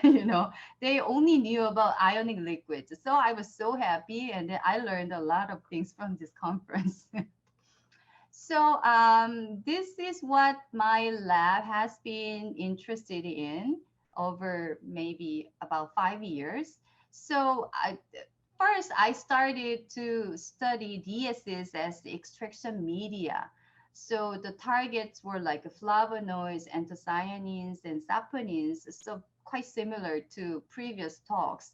And then after starting to work on DSs as the extraction media for this kind of bioactive compounds, I kind of expanded my interest. So I tried to remove some kind of unnecessary pollutants, for example, or I can apply to DSs as extraction media as well as a storage media. And then both previous speakers also covered this issue. And so this waste valorization is exactly the same like topic where that was covered by two previous talks. And as a kind of analytical chemist, I try to apply DSs as the extraction solvent in sample preparation method. Like, in other words, extraction solvent in micro extraction technique. And recently, I broadened my interest in DSs to protein stabilization media because I found that the stabilization effect of DSs on certain small molecules. And then, so I wanted to investigate how DSs can stabilize certain types of molecules more in detail. And like I briefly told you in the beginning, I am also working on the toxicity and then other things. But of course, I'm going to talk about this extraction media thing throughout this seminar. And so probably this is the general flow that I kind of applied to all similar studies where DSs were applied as the extraction media to recover or extract bioactive compounds from natural resources. So first, I tried to select the right model system. And once I have the model system, I have to know what kind of target analyze that I have to look for. And then for this target analyze quantification and qualification, I had to set up relevant analytical methods.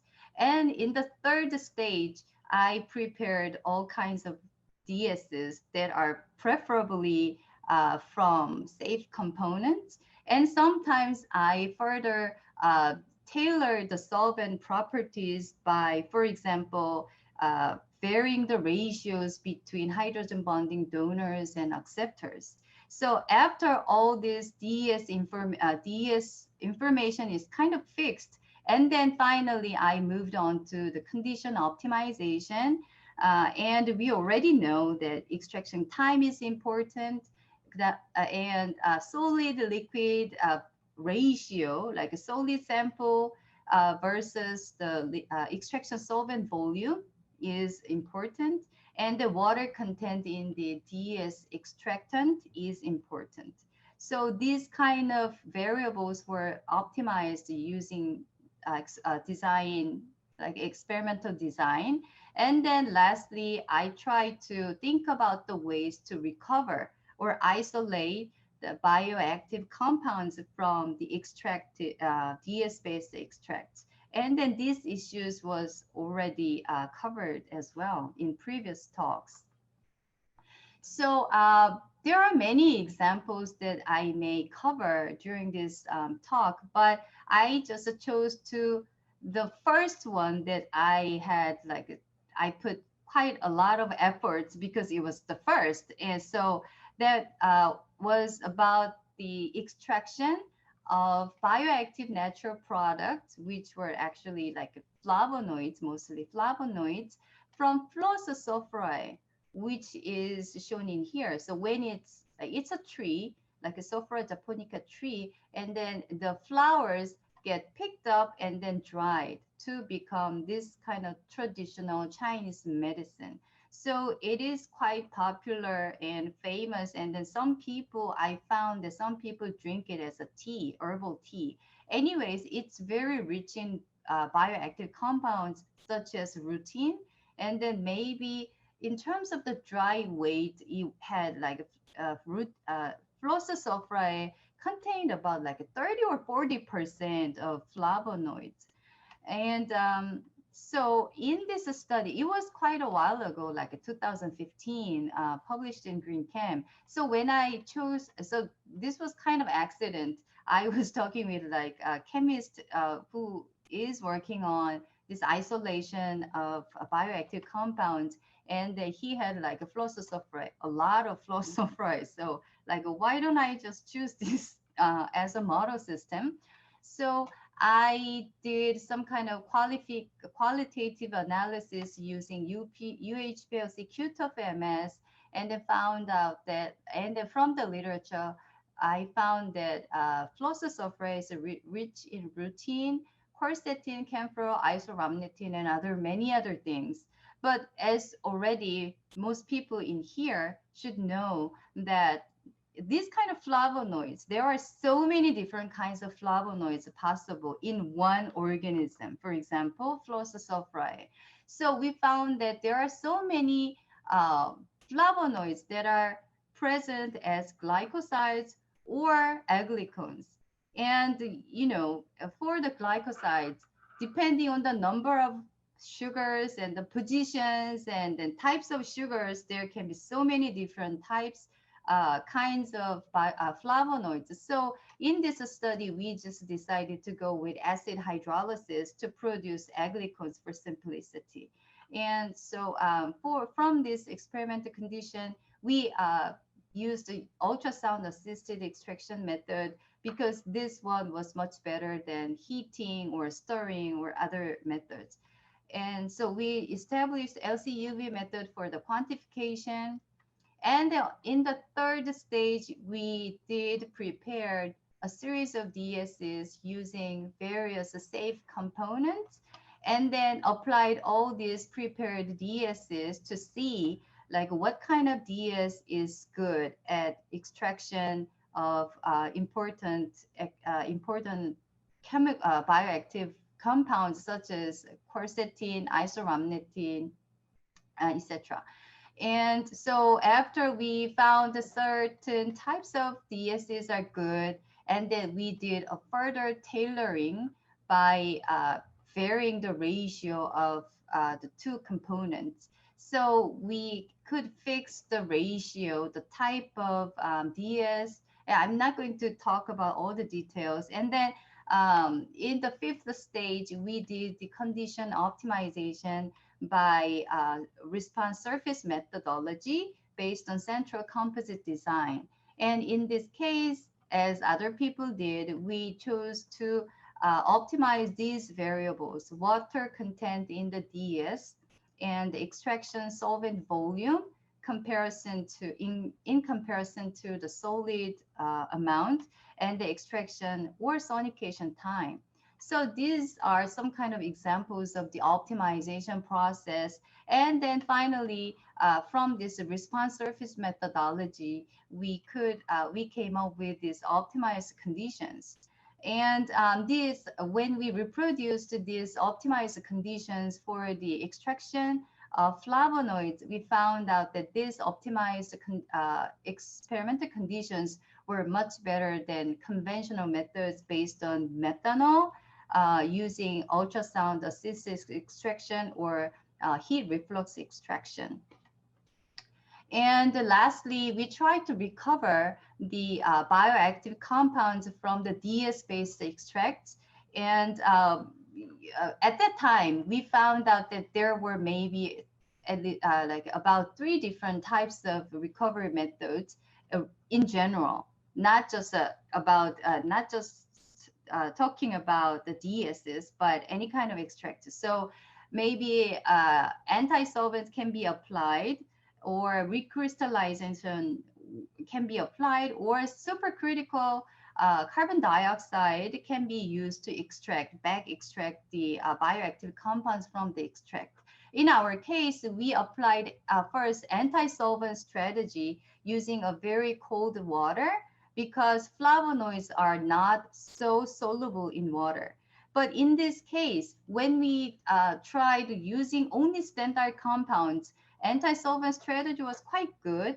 But when it comes to the real sample, the fluorosulfide real sample, the recovery was about only 50%. So it wasn't good enough. So we moved on to another strategy, but we didn't have any SFE, facility. So in this case, we chose to solid phase extraction. So basically adsorption, kind of adsorption onto C18 cartridge, if I remember correctly. So in this way, we could increase the recovery of the flavonoids from the DS-based extract. So in a very similar approach, we could publish a series of studies. So the right next to this previous study was performed on Korean ginseng, like a Panax ginseng Meyer. And so in this case, we tried to increase the extraction efficiency for saponins, which are called ginsenosides. And in this case, we tried to recycle the solvent. So the solvent means DSs after extraction. So we tested like a repeated use of the DSs and like a regeneration, or like after I selectively recover the extracted saponins, I try to recover this solvent or recycle, and then repeatedly use the subsequent extraction over and over. And then we found that a couple of more times of usage was fine in this example. And a very similar research by Dr. Marcus, grape pomace. So in our case, it wasn't exactly grape pomace, but it was basically grape skin, like a red grape skin. And then we saw that the extraction efficiency could be increased for anthocyanins, total phenolic contents, antioxidant activity, if we can tune the DSs very carefully. This one is a Cymbidium canlan, is like a flower orchid, which is native in Asia, and then like especially very often found in Jeju Island in Korea. And this study was done in collaboration with cosmetic company called Emerald Pacific. So they were looking at these sources as the important like natural resources for cosmetic products. So in this case, we saw the DSs are very effective for extraction of flavon C glycosides. And in this case, green tea was the natural resource. And then we especially were interested in high efficiency extraction of epigallocatechin gallate, EGCG, which is a very potent antioxidant and very rich in green tea. And in this case, what's so special about this study, which was published in 2017, was that DSs were prepared only using cosmetic compatible ingredients. So in this case, as the two previous speakers mentioned, these extracts could be directly applied to further applications. So no worry about recovery. And in this case, we found that EGCG could be more stable than just a conventional solvent such as methanol. So we found like a stabilizing effect of DS on EGCG and other catechins. And valorization of the waste product was also performed in our lab. In our case, it was spent coffee grounds. You know, after coffee brewing, you get tons of spent coffee grounds. And then these were rich in total phenolic contents, chlorogenic acids, and antioxidant activity. So by using DS, we could produce value-added product from this waste, food waste. And in this case it was a little different from other cases because Mentha piperita is like a peppermint, peppermint tea. So from this dried peppermint leaves, people traditionally had to extract volatile monoterpenes as essential oil by hydrodistillation. And then also they had to use methanol or some other organic solvents to extract phenolic compounds for their characterization. So two separate and very time-consuming steps.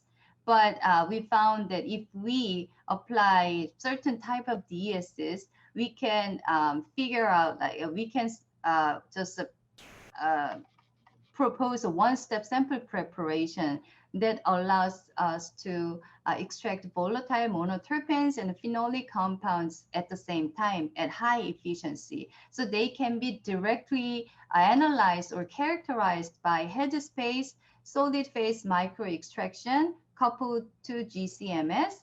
And then these phenolic compounds could be characterized in terms of phenolic contents, flavonoid contents, and activity.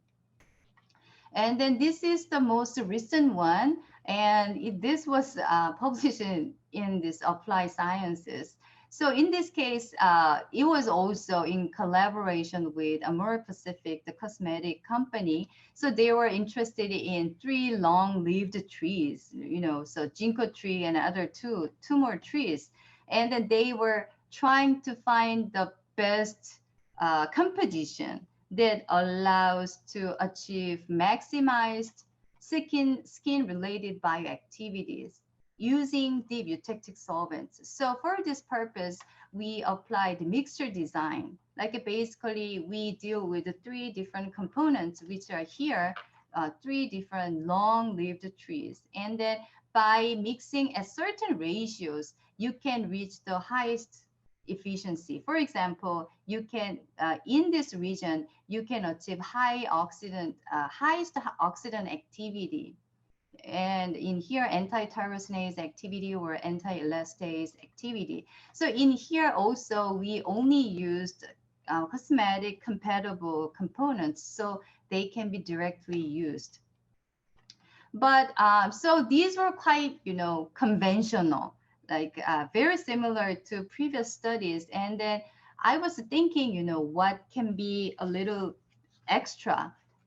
So I was thinking, what happens or what should we do after extraction in DSs?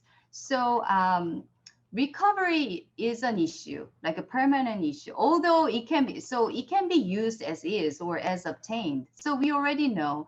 So, but maybe the recovery, if we really want to recover, we have to make sure that we are dealing with green methods for the recovery.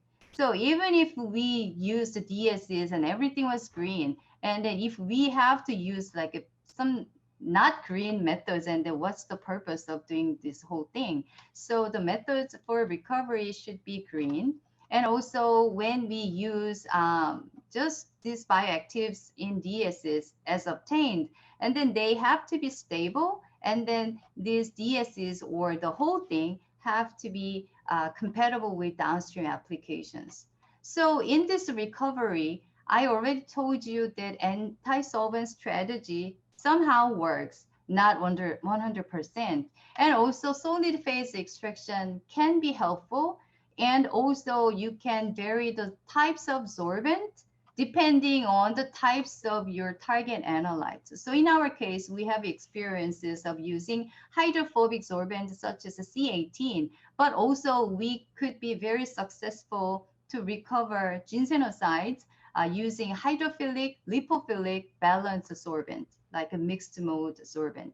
And also lastly, in this kind of study, we could be successful in recovery at high efficiency when we applied macroporous resin absorbent. So this is basically absorption chromatography, and we found that like there are many different types of macroporous resin available, commercially available, and then they had like a quite different performance. So maybe you have to try several different products to see what is the best for your case.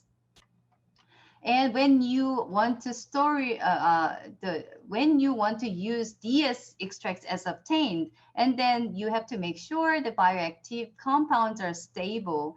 And so DSs can be used as a storage media as well. And then I briefly told you that EGCG could be more stable in this case here compared to other, conventional solvents.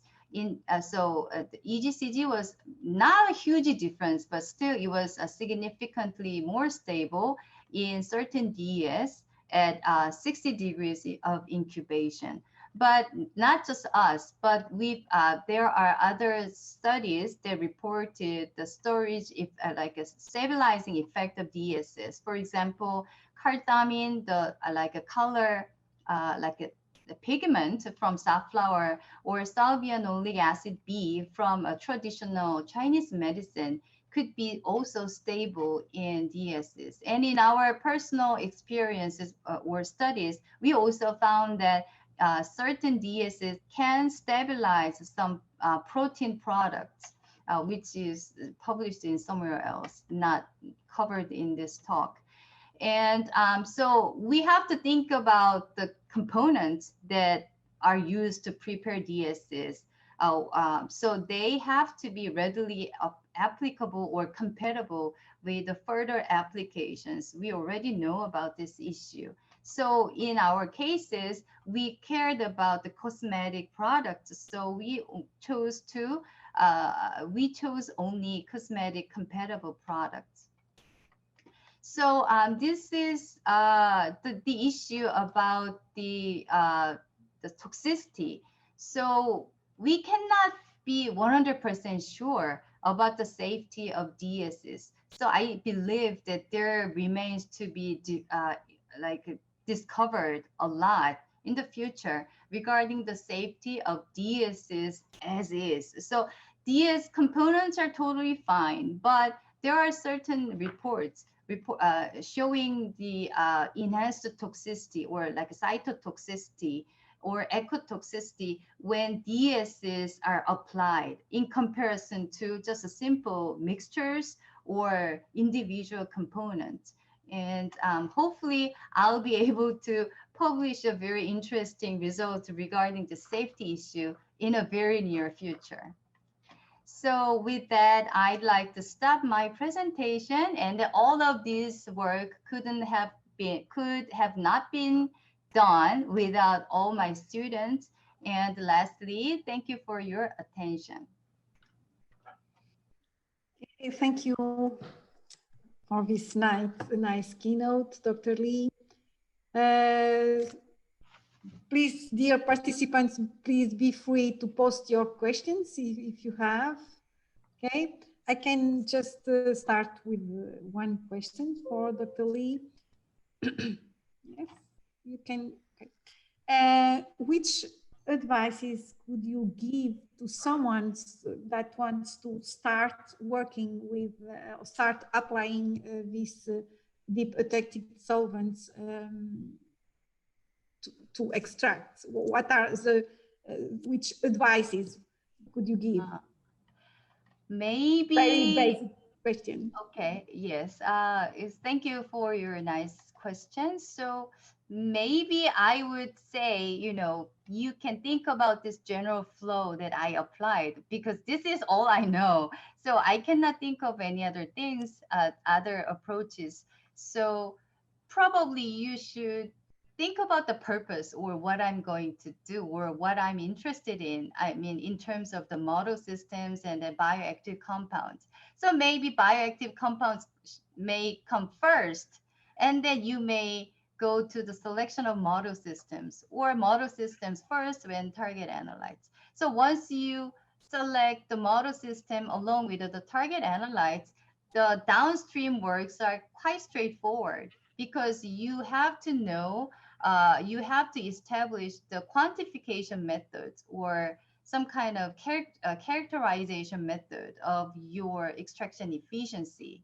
So you need to know what's in there in this extract, and then how efficient each DS is compared to conventional solvent. So you have to have some this kind of analytical method establishment. Sometimes it can be just a certain functional assays, or sometimes it can be very like a quantitative analysis, such as LCMS. It depends on the cases. And then once you have these two things ready, and then you can simply go to the preparation of DSs. But the problem may be encountered in the DS preparation, because there are so many compounds possible that can be used to prepare DSs. So that happens all the time in my lab too. So I always tell my students, like, what will be the criteria? So sometimes we only care about edible components, you know, so Okay. let's make sure that we are dealing with only edible, safe components at least. Or sometimes if it's like cosmetics, and then we have to go to the cosmetic compatible components. So we have some kind of database for ourselves in the lab. And then, so once you have your own criteria or standards to prepare DSs, and then other things are quite straightforward. Okay, thank you. We have now some comments. So what about extraction of compounds from liquid fermentation media? Okay, so I don't know what this is exactly, like a liquid fermentation media, but seems like it's so basically the sample is not solid anymore, and then the sample or the natural resource is liquid. So in this case, I would say it has to be done in liquid extraction format. And then that means the DSs should be immiscible with this liquid sample. So probably that's when hydrophobic DSs come in, I guess. So hydrophobic DSs can be very useful for liquid extraction format. But in this case, the liquid fermentation media or the bioactive components should have relatively high extraction yield in this hydrophobic DSs. But basically, I think physical separation is a matter. Okay, so what's your opinion regarding the application of DS on nano-herbal medicine? I'm sorry, but I don't understand nano-herbal medicine means. So herbal medicine. Perhaps it has to be encapsulation in some liposome or nanoparticles, some of the bioactive compounds of. Okay. I think so. So. Right. I think it's a very nice idea, but honestly speaking, I have no idea because you just saw that I don't even know what this nano-herbal medicine is. So I'm sorry, but yeah. I think we are talking about a different range because in the nano we need to have something about usually less than 200 nanometers, or at least in the 100. If you have some liposomes, about 100 nanometers. So I think it's very small. So the application of this type of compounds, I think it will be very complex. I don't know also if someone has already tested. Right. So what I remember regarding this nano material is that it was not about this like bioactive extraction at all, but it was about the like a sample preparation strategy in analytical chemistry aspect. So like there are several studies that reported the nano materials involving DSs, but for example, graphene oxide was incorporated with the DSs. So the surface of graphene nanomaterial was modified by DSs, and then these kind of nanomaterials could extract like a pollutant or something, or target analytes of interest from aqueous media. That's what I remember, but it's not about like extraction of bioactive compounds like we did or like we talked about in these 3 seminars. But so I believe there should be some other people who are working on this DS application in nanomaterial preparation. But for this specific question, I'm sorry, but I have no answer right now. Okay. I think we have time for one more comment.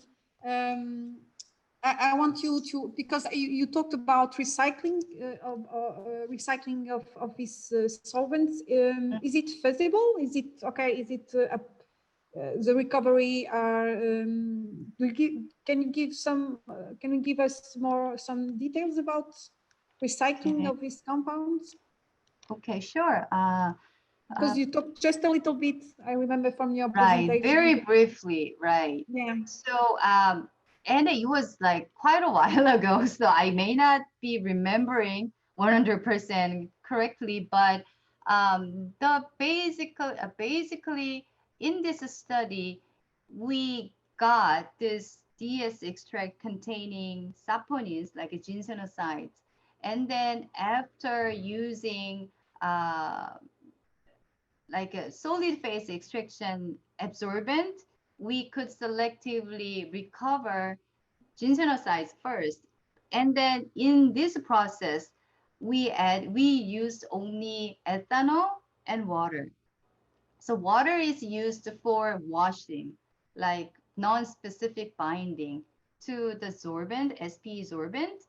And then ethanol is used for elution of this absorbed ginsenosides. But anyways, after you selectively absorb ginsenosides to the SP cartridge or absorbent, and then you have all the eluates.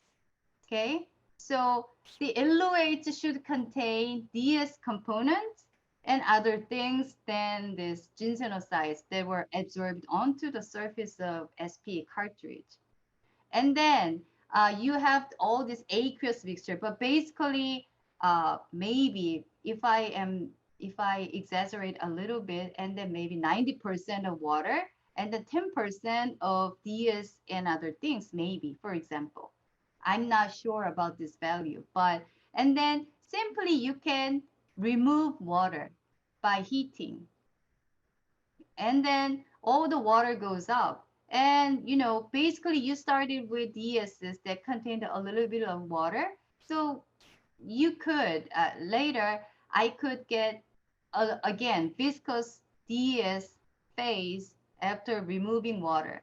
And then this one was directly used to the second new extraction of new, like a sample, Korean ginseng.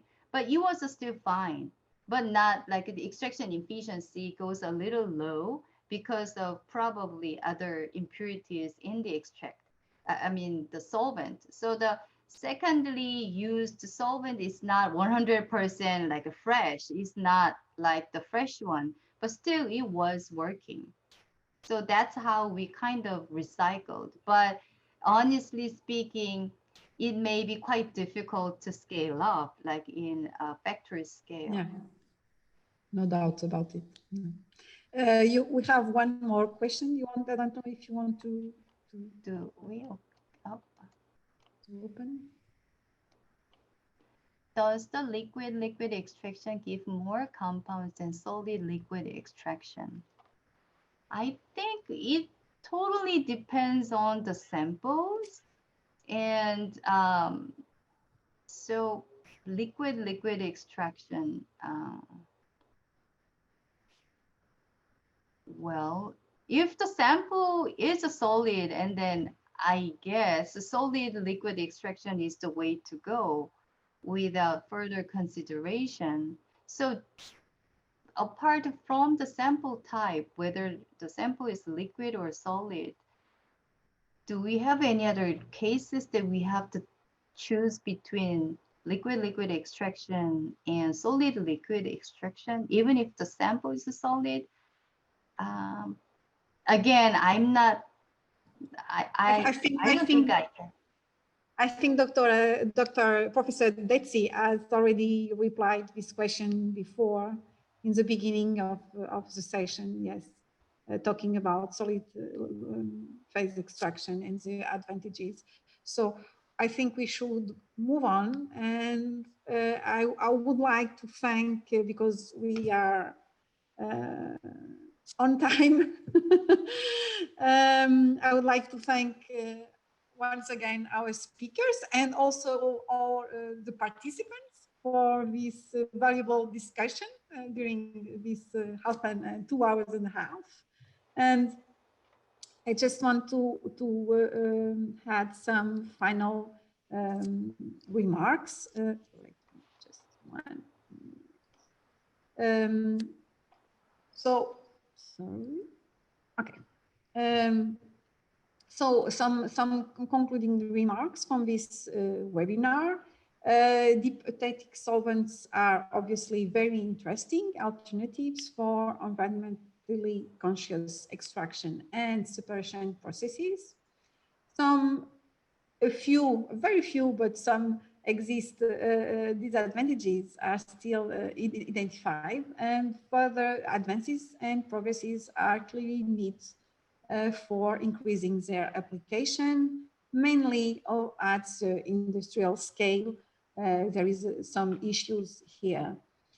Also combining several of these green alternatives that we talked about it. So it was ultrasound, microwave, conventional, maceration, several alternatives may help overcoming the limitations of the single technique, and synergistic results may be reached. Before closing this session, I just want to call your attention for a special issue that is concerning this topic that is open for submissions. I'm one of the guest editor, and the other one is Professor Jaroslava from University of Faculty of Technology from the University of Novi Sad. So be free to contact us if you are interested. It's from Applied Science. It has an acceptable impact factor, about 2.5, and also some fast publication, some advantages such as fast publication and high visibility. So thank you all for your participation. Take care and all the best here from, and good night for people that are in Asia, and for Dr. Lee. So take care and all the best here from Porto, Portugal. Thank you so much for this very interesting webinar. Thank you, Professor Morais. Thank Very you. nice to meet you all. Thank you very Okay. much. Right. So, Bye. bye.